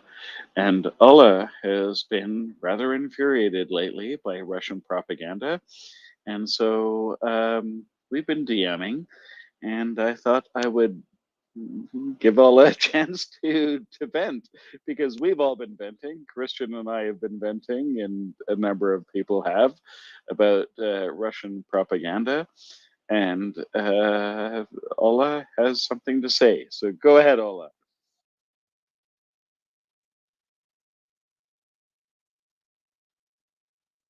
Can you hear me? Yeah, look, sorry. Good morning. It's very early here. It's 6:47 a.m. here in the capital of Ghana, Accra, and it's great to be here and to talk on this great platform and this great space. It's always nice talking here. And It's actually working even. Over the past 48 hours, Ola, I promise you, it's been a nightmare. We barely got the place working, but I'm glad to have you here. yes, I mean it's been shaky. I know spaces just crash, and I don't know what Elon is doing. Well, where do I start from? Start with the propaganda that Russia has been spreading in Africa, and how they're trying to change the narrative in Africa to try to get. Um, let's just talk about what got you so mad over the past couple of days, because I saw you, I listened to you, and I feel for you. So talk about it. Amazing. So when you look at that particular tweet. And for context, I wouldn't post that tweet in the nest. I value the nest so much. I wouldn't put bullshit there. Sorry for my French. But when you look, if people want to see that tweet, and I'm not going to repeat anything because it infuriates me so much. If I'm supposed to bring my thoughts together and actually write something on that tweet, I think Twitter would actually permanently ban me because it infuriates me so much. When you look at that tweet from the Russian embassy and South Africa,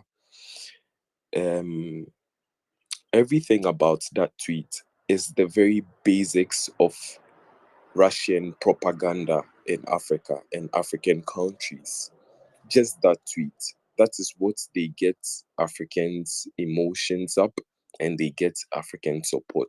So just that tweet, that one tweet is what, like the very bottom, the starting point of Russian propaganda.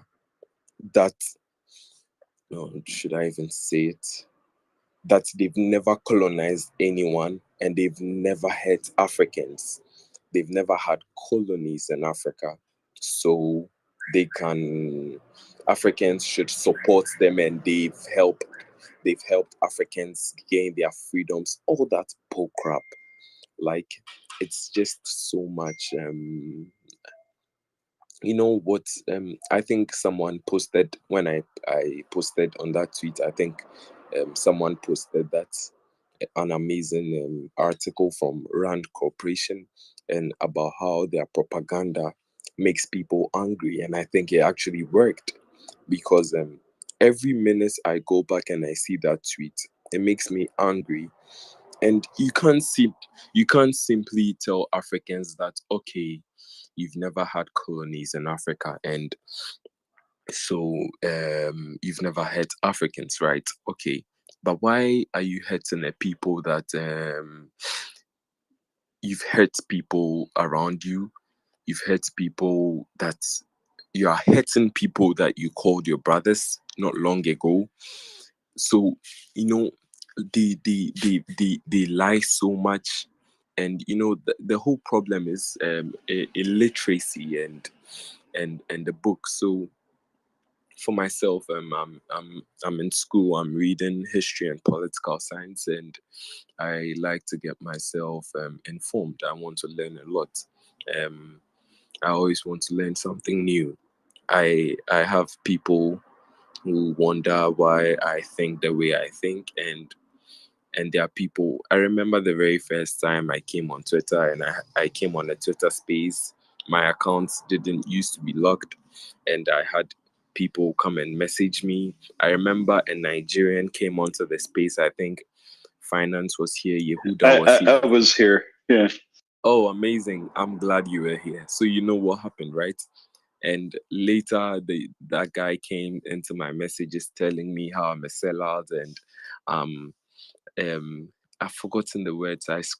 He told me some very, very vile and nasty stuff. So, in as much as, don't get me wrong, colonialism was not a good thing. We all know that. But yeah, well, I mean, think that's the the West, point. Yeah. the West. Oh, go ahead. Go ahead, Al. Yeah, sorry. Russia kind of capitalizes on Europe's dark past of colonialism. It was not a good thing, but I study here, and I have to break it to you guys that in our curriculum, when you are learning, there are advantages that colonialism brought into the African countries. You guys wouldn't, I don't know, you might find it weird, but when you are learning in our books, there are clearly advantages of, like Russia lies so much and makes the whole system of colonialism look bad. But in as much as of all of this, it wasn't a good thing, but that doesn't warrant Russia walking into Ukraine and committing a genocide. That doesn't warrant Russia walking into Georgia and committing a genocide and Africans supporting Russia. It doesn't make sense. it would never make sense. When you weigh these two stuff, just think about it. Something bad has happened to you before, and you know how bad it is and the consequences of it. And because it has happened to you before, and someone is lying to you that they are your liberators, they are the people who came to help you. Meanwhile, they came to install Soviet puppets that up till this date, African countries, because of Soviet influence in the Cold War, are suffering from dictators. They are suffering from corruption because of Soviet influence. But Russia lies so much. They lie so much. And I remember someone posted under the tweet, I tweeted that they are full of shit. The West knows they are full of shit. We know they are full of shit. And they themselves know that they are full of shit. They lie so much. And I'm getting worked up. It will just make you angry and angry because you just, it's a moral duty for every African to support Ukraine, because you can't see something wrong happening and you're in support of the wrong thing that is happening, right? You can't see a genocide happening and you're in support of the genocide that is happening. It doesn't make sense. It just doesn't make sense. We all wish to be in a free and a prosperous world, a world that we can make decisions we want, a world that we could travel where we want. And you see, I see Africans in crazy support of Russia, and sometimes, I ask, I have classmates who are crazy supporters of Russians, and I ask them, okay, so what's up? When you finish your first degree, where would you like to further your studies? And they are like, oh, I want to go to Harvard. And I'm like, where's Harvard? Is Harvard in Russia?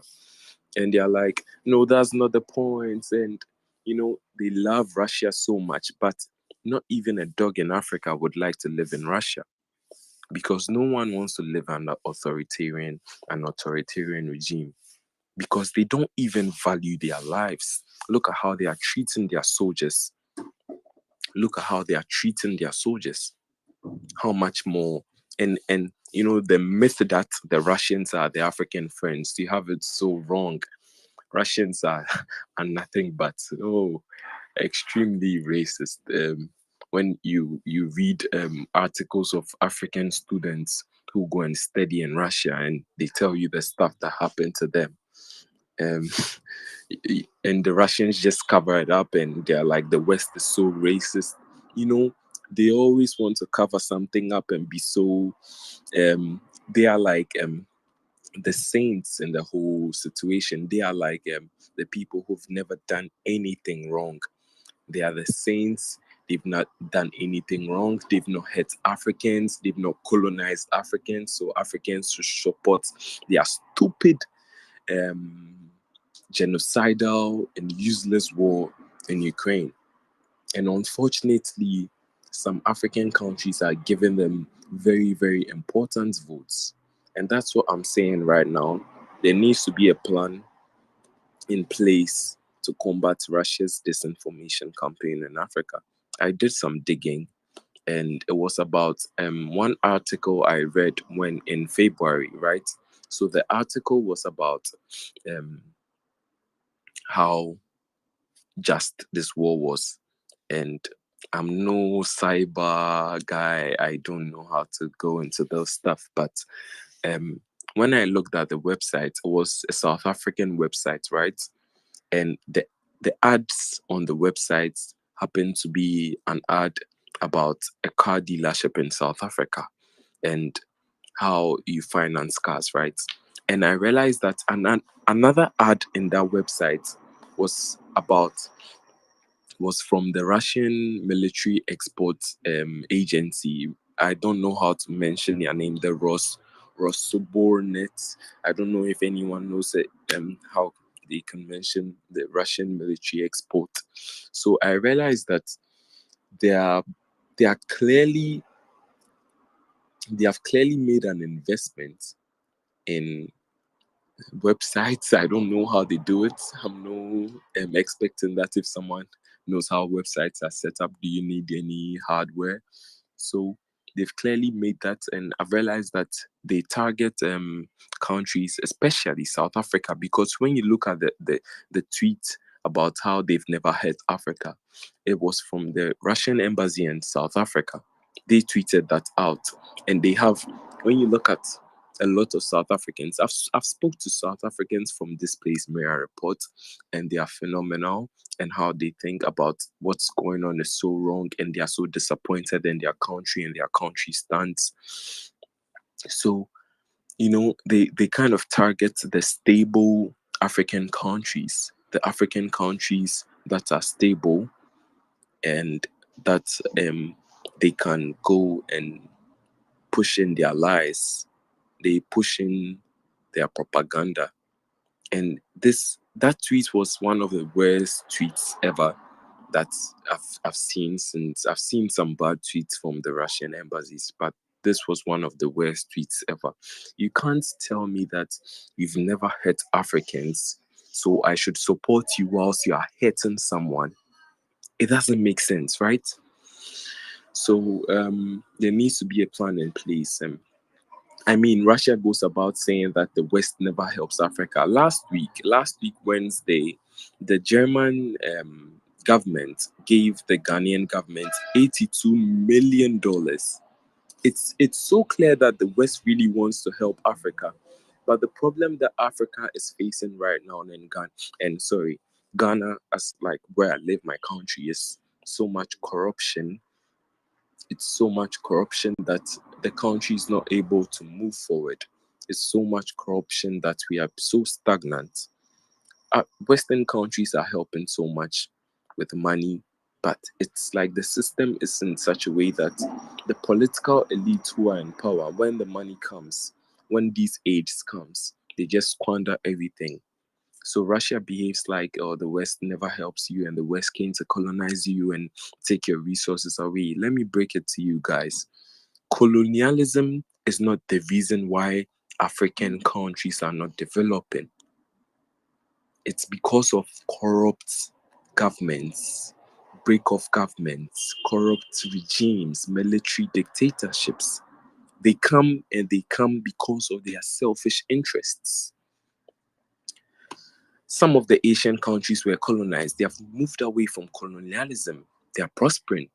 When you look at countries in the Middle East like Bahrain, you look at countries like the United Arab Emirates, they were literally deserts. Nothing was on there, but they've moved on because I know they are not perfect. That's not what I'm saying. These countries have issues with human rights. But when you look at the developments that these countries have undertaken, they've made massive investments into healthcare, into roads, into infrastructure, things that you come to African countries and African countries lack.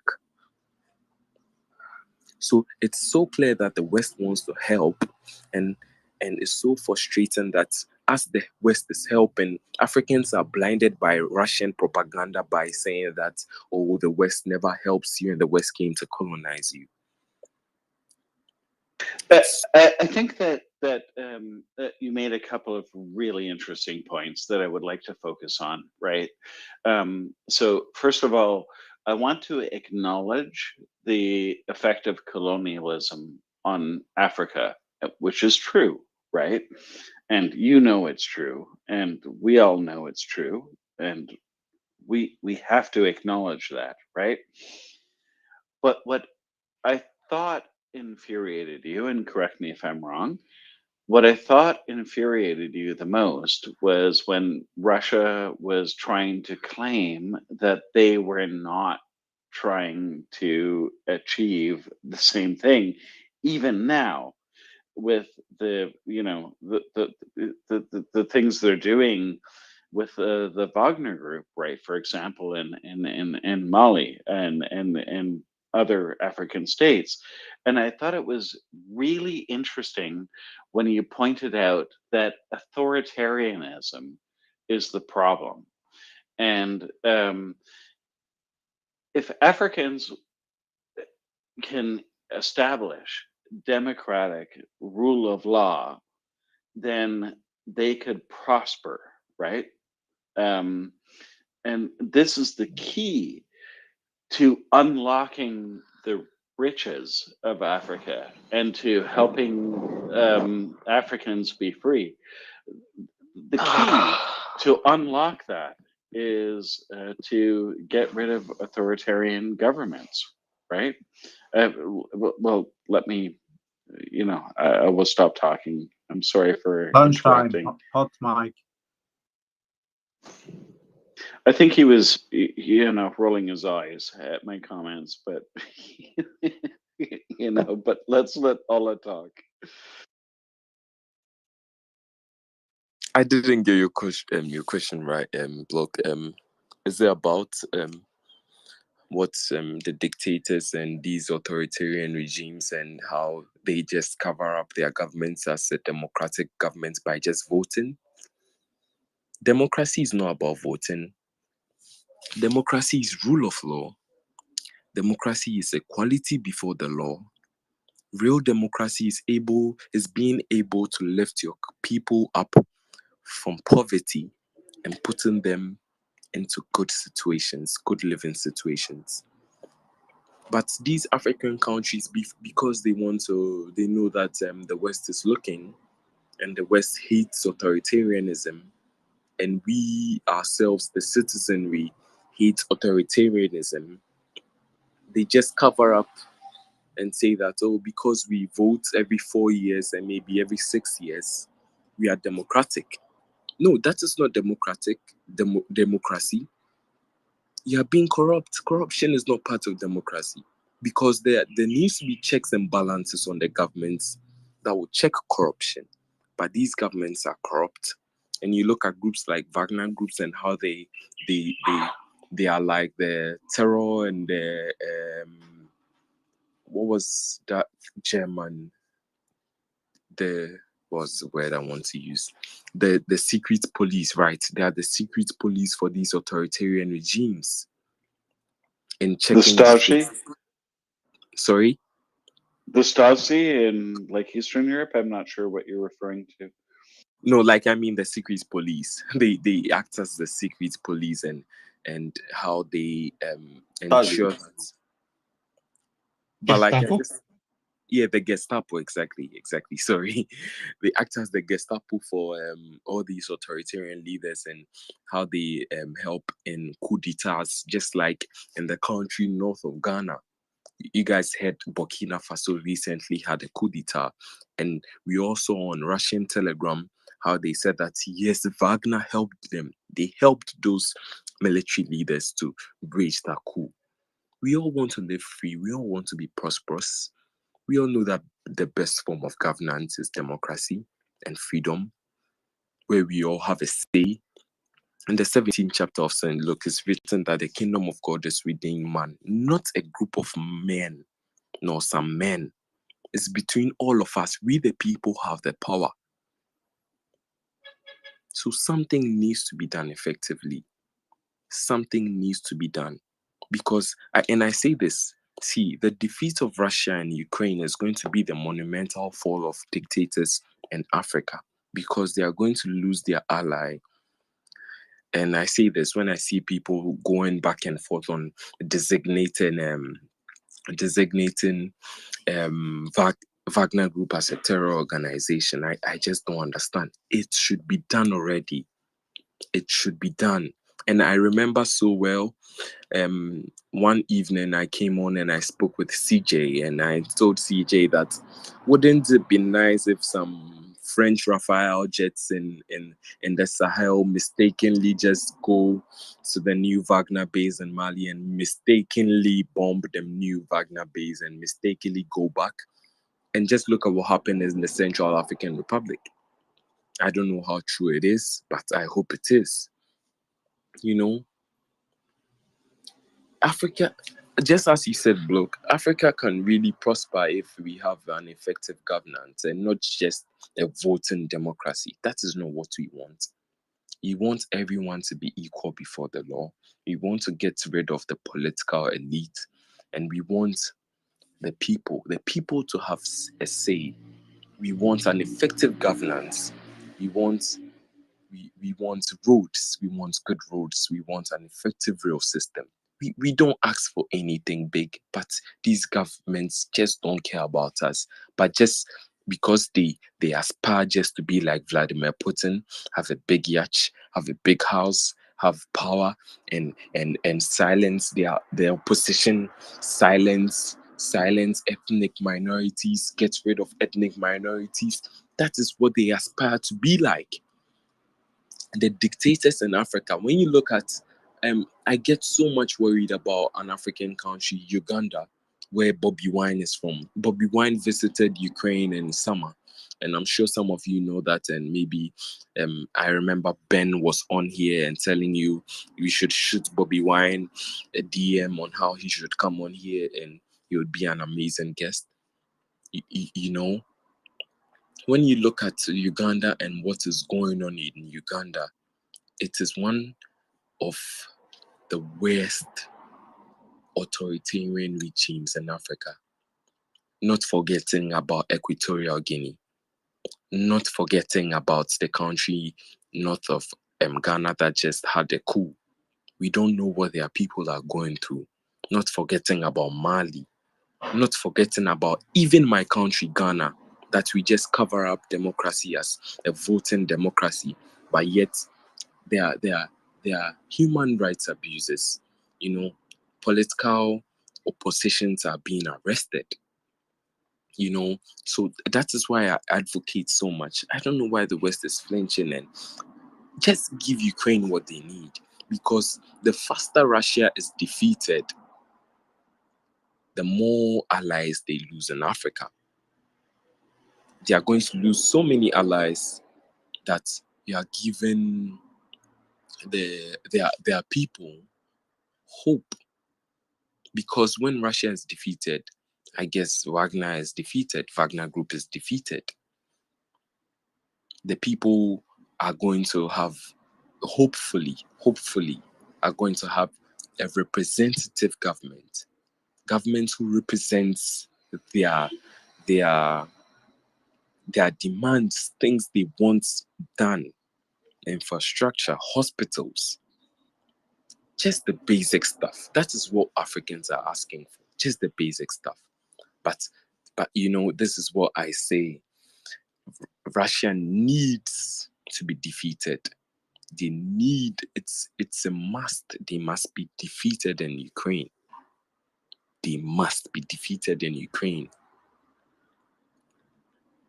And it's so frustrating how the Russian propaganda machine works in Africa.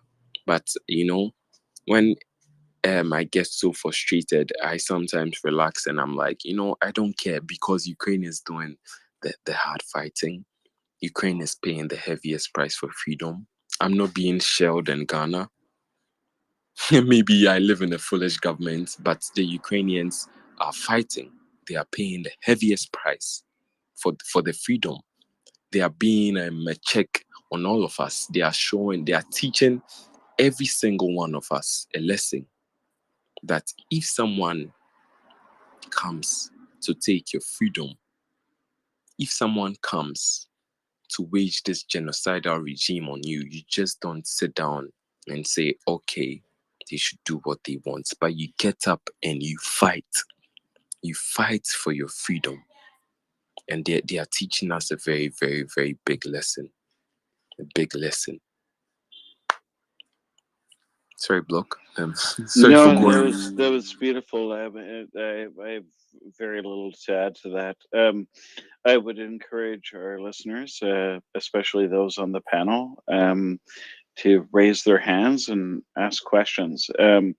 The particular topic is Russian influence in Africa, and how to combat it, and how we can help, right? And on the other hand, it's really refreshing to hear from people like Ola, who understand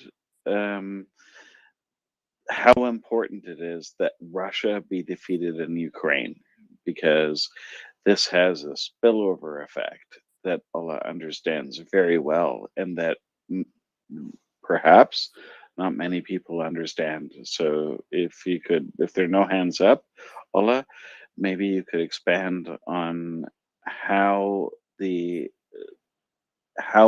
is important for Africa, that Russia be defeated in Ukraine. But I see hands up. We've got Herman and Anda.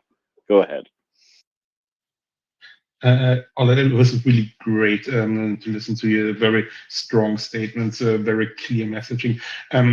If you follow up, please, with what a bloke asked you, could you maybe also include a quick assessment how that compares to the Chinese activity in your country or in your continent? How do you assess? Is it similar or different from what Russia is doing? Thank you so very much for being here, Ola. Should I go or we finish with the hands, or I should just answer, then we go to the hands? Well, maybe just go ahead, perhaps, and Okay, then we do amazing. make one question by one. Amazing. Chinese influence in Africa. I can talk about my country, Ghana, because I've seen it firsthand. I've seen neighborhoods and the capital being gentrified. I've seen Chinese investors like Huawei come buy up land and come buy up properties and just shoot up huge apartment buildings. And all of a sudden, there are 1,000 Chinese people living, working in Huawei. My neighborhood and the capital happens to be extremely not far, about a 15 minutes drive to the Huawei headquarters in Ghana.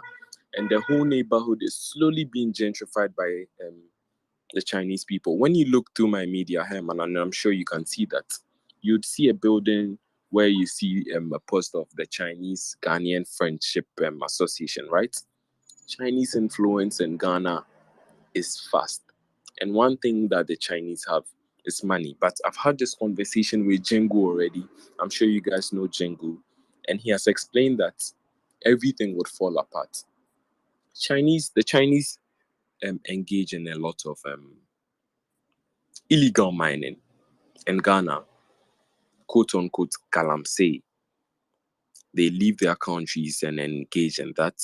They employ people, they destroy our forests and our natural resources and loot, and they also claim to be helpers, right?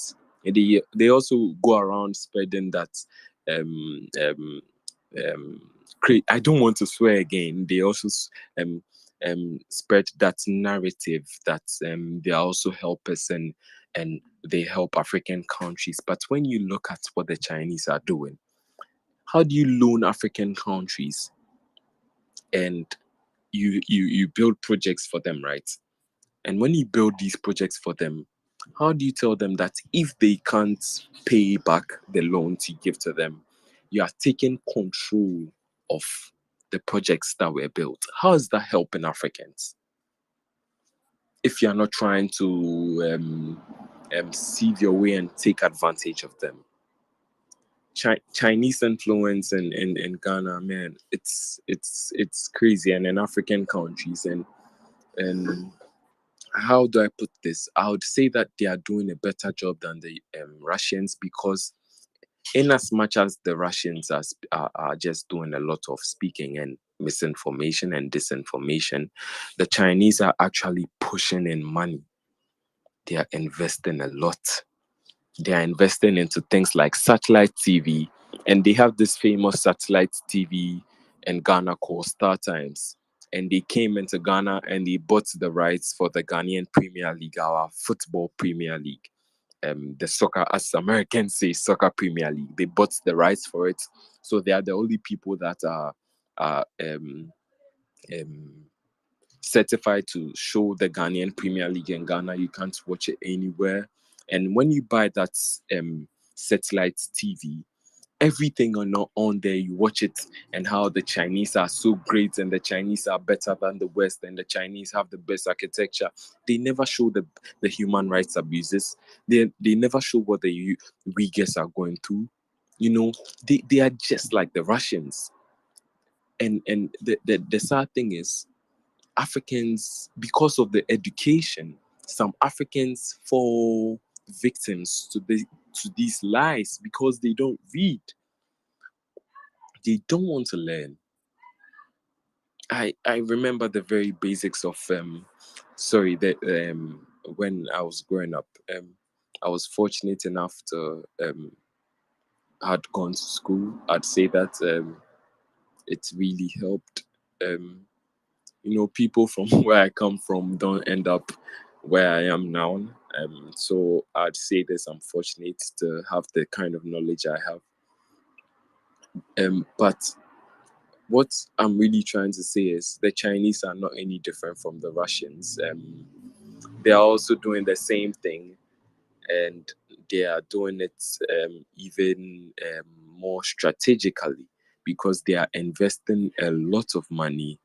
The Chinese are investing into stuff like socialist universities in African countries. I'd look for that university, but they literally formed a socialist and a communist university in an African country.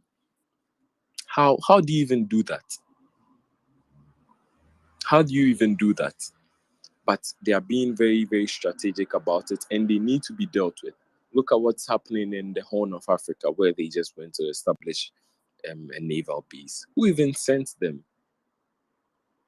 Like, what deals are they striking with these leaders? What are they telling them? How are these leaders falling for these this sham, this money? Like, how long will those monies last? And they just take over your ports. I'd say this: there needs to be a plan in place. They need to be dealt with. They need to be kicked out. But the only time the Chinese are going to be kicked out is if the Russians are defeated in Ukraine, because Russia would have less allies in Africa. Africans would get more woke, and we start dealing with the foolish decisions that African leaders made in collecting Chinese money. I can say a lot of African countries have gone in for Chinese money, and the Chinese literally present themselves the same way that the Russians present themselves, as African helpers. I don't know, Herman, if you know that the Chinese, there's this famous Chinese European ambassador. I don't know what it is, but she tweets a lot of bull crap about how Europe never helps Africa. If I didn't tell you guys this, you wouldn't know that the German government gave the Ghanaian government $82 million, basically for helping into handy jobs, training into vocational training, into investing into vocational training and all of that. But it's the very basics of all these problems we are talking about. Really, it is the lies that they spread out. So if the lies are dealt with, I think we have a fair chance. Let me shut up. I'm going off too much, and I hope Herman, we could do this more bigger another time. But it's so clear that there's Chinese influence also in African countries and in my country where I live, Ghana. It is great. I mean, we should definitely stay in touch even after Ukraine is defeated. Russia is defeated in Ukraine. I mean, we should stay in touch, and we need to keep working on those issues because they're highly relevant. Africa is, the world doesn't function without Africa. That's the center of the world. That's where we're all from, and we cannot let Africa down after all that what happened there and what Europe has done in Africa. We cannot just let you guys being taken over by the Russians and the Chinese. That there needs to be some dialogue on how that is best dealt with and what kind of tools you guys need to get to accomplish that. Anna, please, and after that we go to Love Church. So I have two questions. I would like Ola to expand a bit on how the money are going in Africa. To talk about the banks that China has instilled there, and That's one.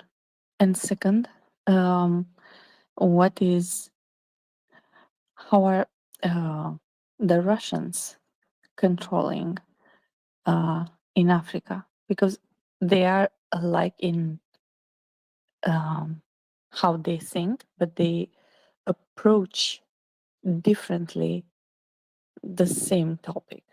And I would like him to kind of highlight this. Sorry, under so you said how is the Chinese money getting into About African the country? Yes, about the so I know for a fact that China has opened banks in all the most, let's not say all, but most of the African countries, right? They are when the investments are not going through Ghanaian or Nigerian or South African banks. The investments are going through Chinese banks. Am I right? Sorry, I really don't know how the investments go about, but to be very honest, I don't know how the investments go about. I have not read deep into how the money dealings come. But personally, in Ghana, I've not seen any Chinese bank in Ghana. There are no Chinese banks I know of that the Chinese have come to. So I think I'd go do some digging and I'd let you know. But for my country personally, I don't know how they funnel the money and how they get the money and the investments. But what I've seen personally is workers. I see Chinese workers and I see Chinese engineers. I've seen it firsthand where they are on the construction sites building. I've seen them employing a lot of Ghanaians, but with the money aspect and the banking and how they get the investments running. To be very honest, I can't speculate because I don't know how they do it. But I promise I'll go and do some digging, and I'd let you know. You had a second question about Russia. Sorry. Yes.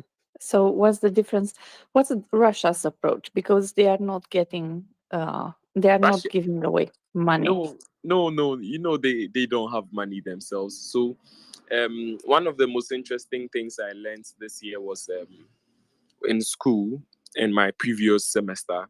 We learned about Ghanaian politics. It's a whole course that we learn from after the British left. So after we had our independence, we learned about everything up till 1999. Right, we learned about the different governments and how they messed up. Like we learn it here, we learn all those stuff here.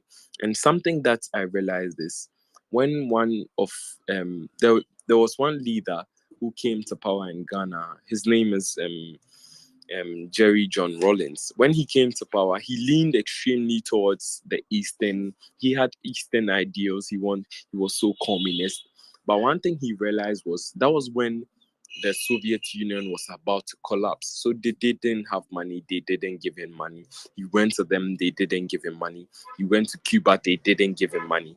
But guess where he went to? In as much as how brutal he was, as soon as he went to the West, they gave him money. But he had to make guarantees to the West that he's going to hand over government and we are going to have a democratic governance. And that's that deal. America orchestrated that deal. And I think who was the president? An American president came to Ghana that year. Oh God, I need to go back and check. But that deal really was what has sparked Ghana's good and respected democracy in Africa. When you compare Ghana's democracy to other democracies in Africa, I think it's one of the best. We've never had a civil war in our history. Never. Zero civil wars. But as to your question, Russia doesn't invest money in Africa. They don't do that. What they do is they realize that African countries have something that is a lot of natural resources like gold and diamonds. And what do the Russians have? Because they don't have money, they realize that they have a lot of soldiers, crazy soldiers who do crazy stuff. So they realize that they can give security guarantees to these dictators, right? That, hey, what's up? I can put you in power. They lie to them that they can give them power for these number of years. But in exchange of that, we don't want money.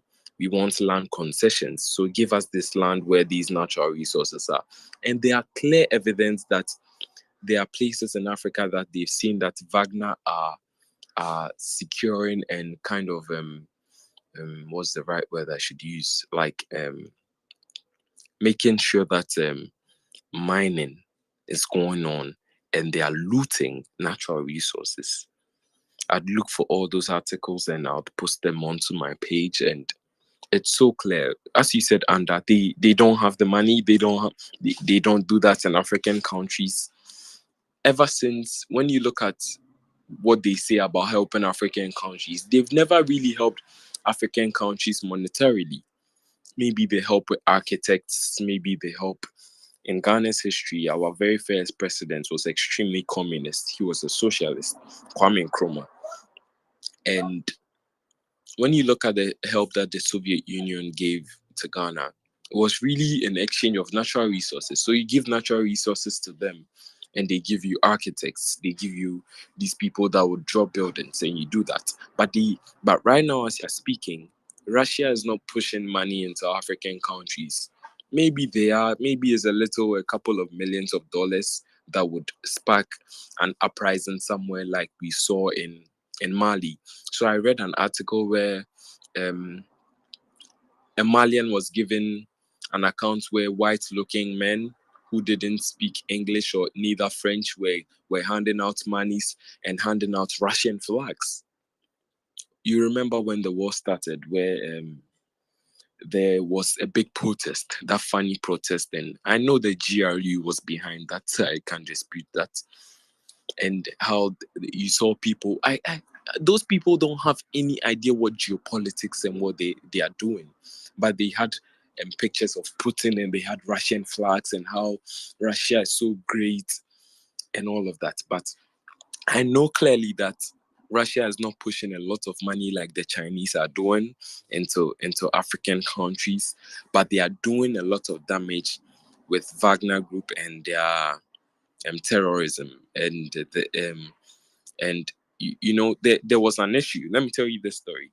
And there are articles out there, and there was a little village of minorities, ethnic minorities in Mali, in the country Mali, where Wagner now have a base in Africa. They have an official base in Africa, in Mali. And there was a village, and guess what? Wagner went there, and I think the current people in control in Mali, they don't like those ethnicities. I know that is the root cause. And they said they just rounded them up and they just executed every single man of military age. That literally means from 18 years, if you are there, you're a farmer, whatever you do, you are rounded up and you're executed. No matter what you do, every one of them were executed. And these are the people that they claim that they came to help Africans, right? How do you even do that? So I clearly know that Russians are not pushing a lot of monetarily help money into African countries. I know Chinese are doing a bigger part. And I promise I'd go and do some digging on how they are doing all of that and the banks, and I'll let you know. Yeah. let me keep quiet. I'm going off because I'm getting so angry. That's okay, Ola. We all get angry at times. It's a good thing to be emotional. It helps us to be human, and being human is essential for having the right perspective of the bigger picture. And yeah, thank you so very much for giving us so many good geopolitical insights from the African point of view. That we're so grateful for having you here today with us. Just a quick question: how are you on your time? And do you need to go somewhere? Can you stay a little bit longer for one or two more questions? Oh, of course, I could stay. I could stay. It's just 7:32 a.m. here, and I'm also I have nothing to do, so I could stay. Real quick, I gotta say this. On to go to work.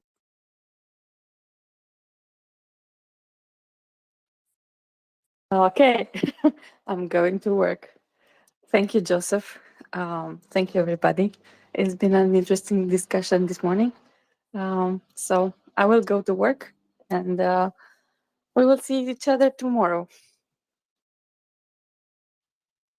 Yeah, bye, and yeah, thanks, Joseph, for your reason to come up and speak to us. Love child, thank you for being so patient. You're next.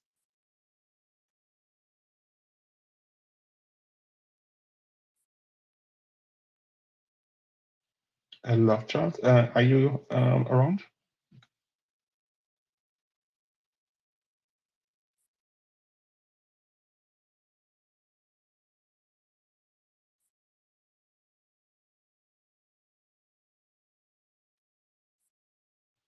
Can I please get the mic check? Yeah, You're good, man. I can hear you. I can hear Joseph too. Is Bloke awake? Hello, I think he fell asleep in the chair, folks. Getting real old days vibes from Bloke today. Sorry, Harm, go ahead. Yeah, that's fine. No, I'm here. but I need a co-host swap because I do have to get to bed and get up early. So swap me out with. Are you coming up as co-host, Joseph, or is it working? Okay. Yeah, me and Herm have no problems, weirdly. We use old, outdated Android phones. We haven't updated in a month. They're working perfect. Oh, dear me. Okay. Love child, and then with that, we will attempt to do a co-host swap and wish us luck because it's unlikely to work, but we'll try.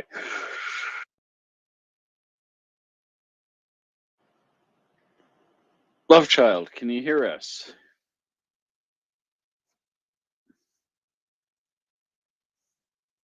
He might have actually fallen asleep.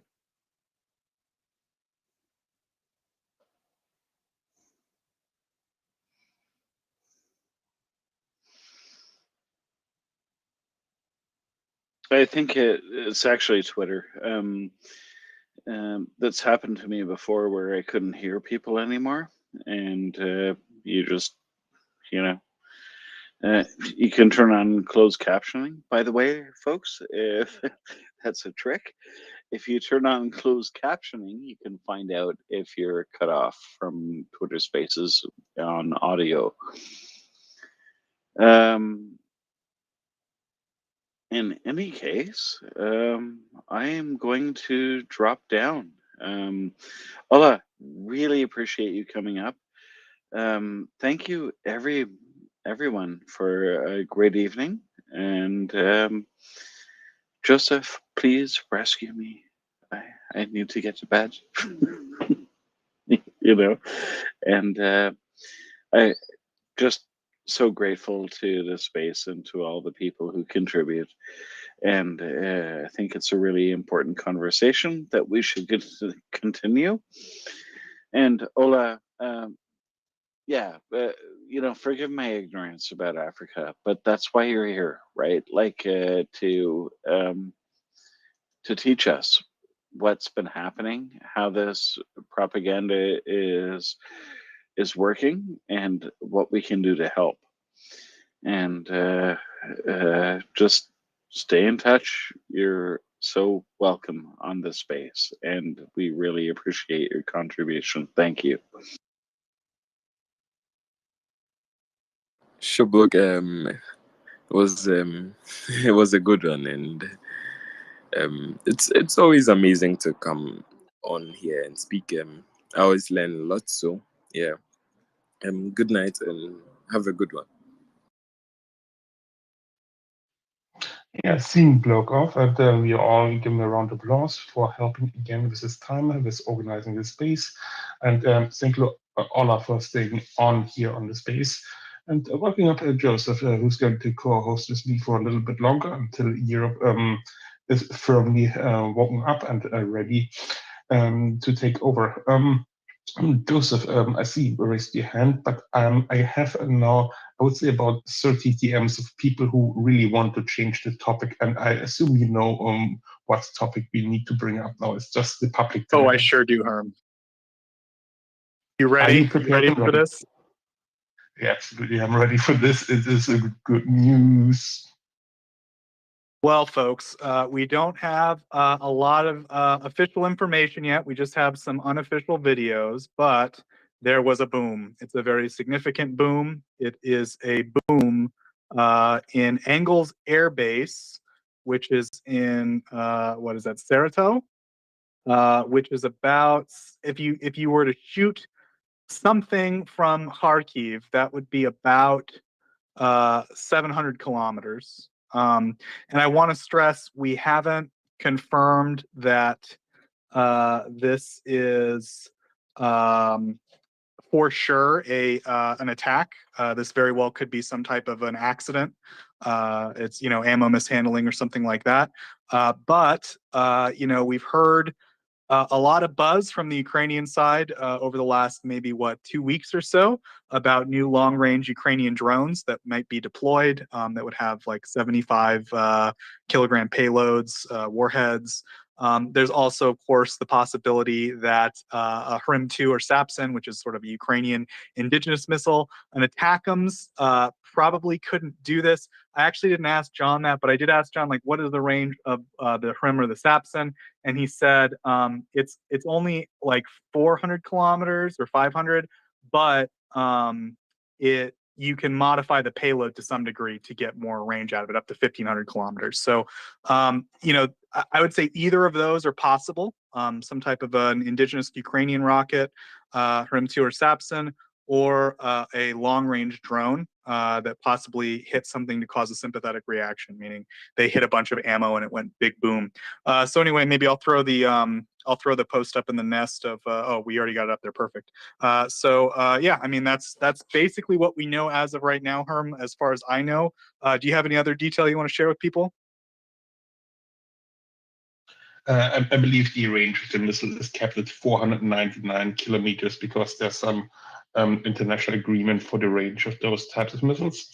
What do I know about Engels Air Base? It's named after a German communist who was actually a bourgeoisie capitalist factory owner and who financed Karl Marx during his later days in England.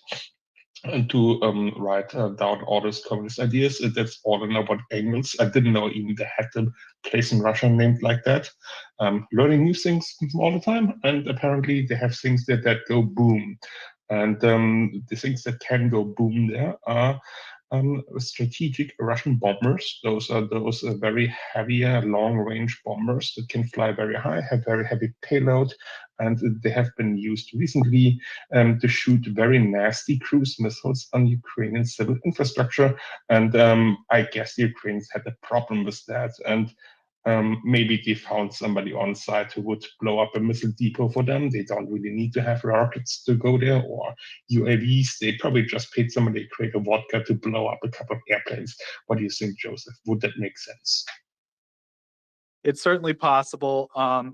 Like I said, we don't want to jump to any conclusions right now. But I think, if this is some kind of a Ukrainian strike or a strike of any kind, I'm not sure if Ukraine is still saying unknown third party for anything that happens on Russian soil. For a while, that was the official statement. The implications of this, if it was a strike, would be absolutely huge. First off, as Herm said, this is where the Russian strategic bomber fleet, or one of them, is.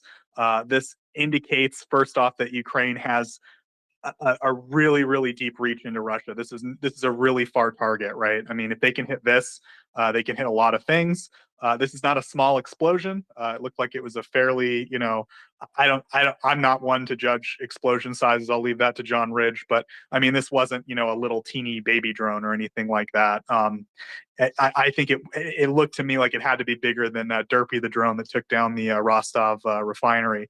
And then, I mean, in terms of the size of the explosion. But again, I'm not an expert in that, so I wouldn't, take what I say with a grain of salt. All that being said, though, if this is a strike, again, implications would be huge. We might start to see the actual destruction of Russia's strategic bomber fleet.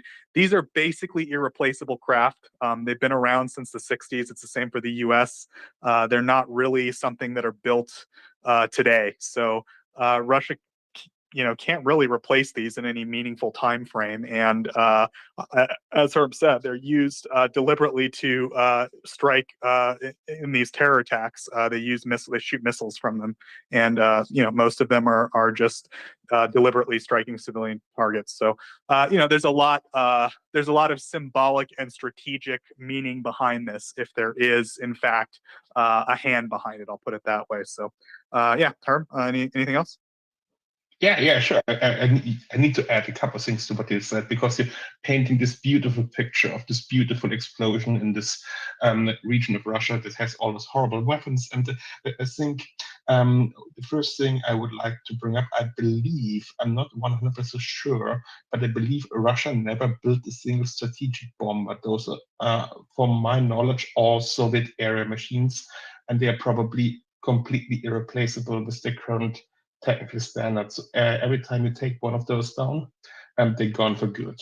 The second one, this is not in Rostov and Belgorod. Those are Rostiv and Bilhorod. I mean, we are here in the space trying to use proper names for the proper locations.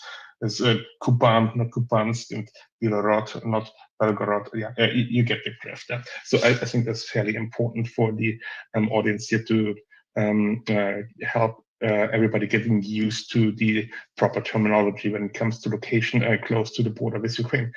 And the third one I wanted to add here is, so even if you have a small warhead, we had satellite images of exactly those bombers and angles that came out in the last week. We know for some time that the Russians had been shuttling those airplanes around in the airport, and they are fully loading them with ammunition to prepare for another saturation attack against the Ukrainian infrastructure to test their, or to overwhelm their air defense systems, and to cause more damage, to force Ukraine to make some kind of concessions to their aggression. And isn't that would, in my opinion at least, explain to some extent why those explosions are so big. So if you have 3 cruise missiles mounted to one of those strategic bombers, that would be a fairly huge explosion from my understanding. What do you think, Joseph? Yeah, I think that's. I'm sorry. I was trying to figure some stuff out relating to this explosion. Herm, could you the last sentence? Could you recap? Sorry.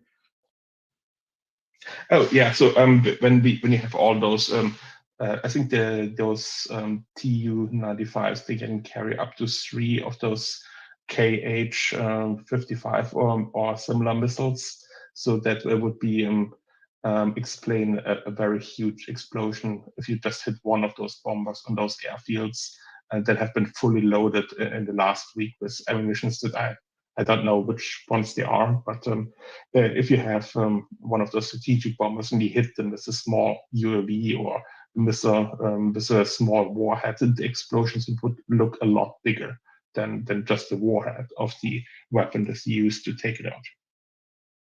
Yeah, absolutely. It's a good point. And, this is something we covered pretty extensively when Saki Air Base was struck.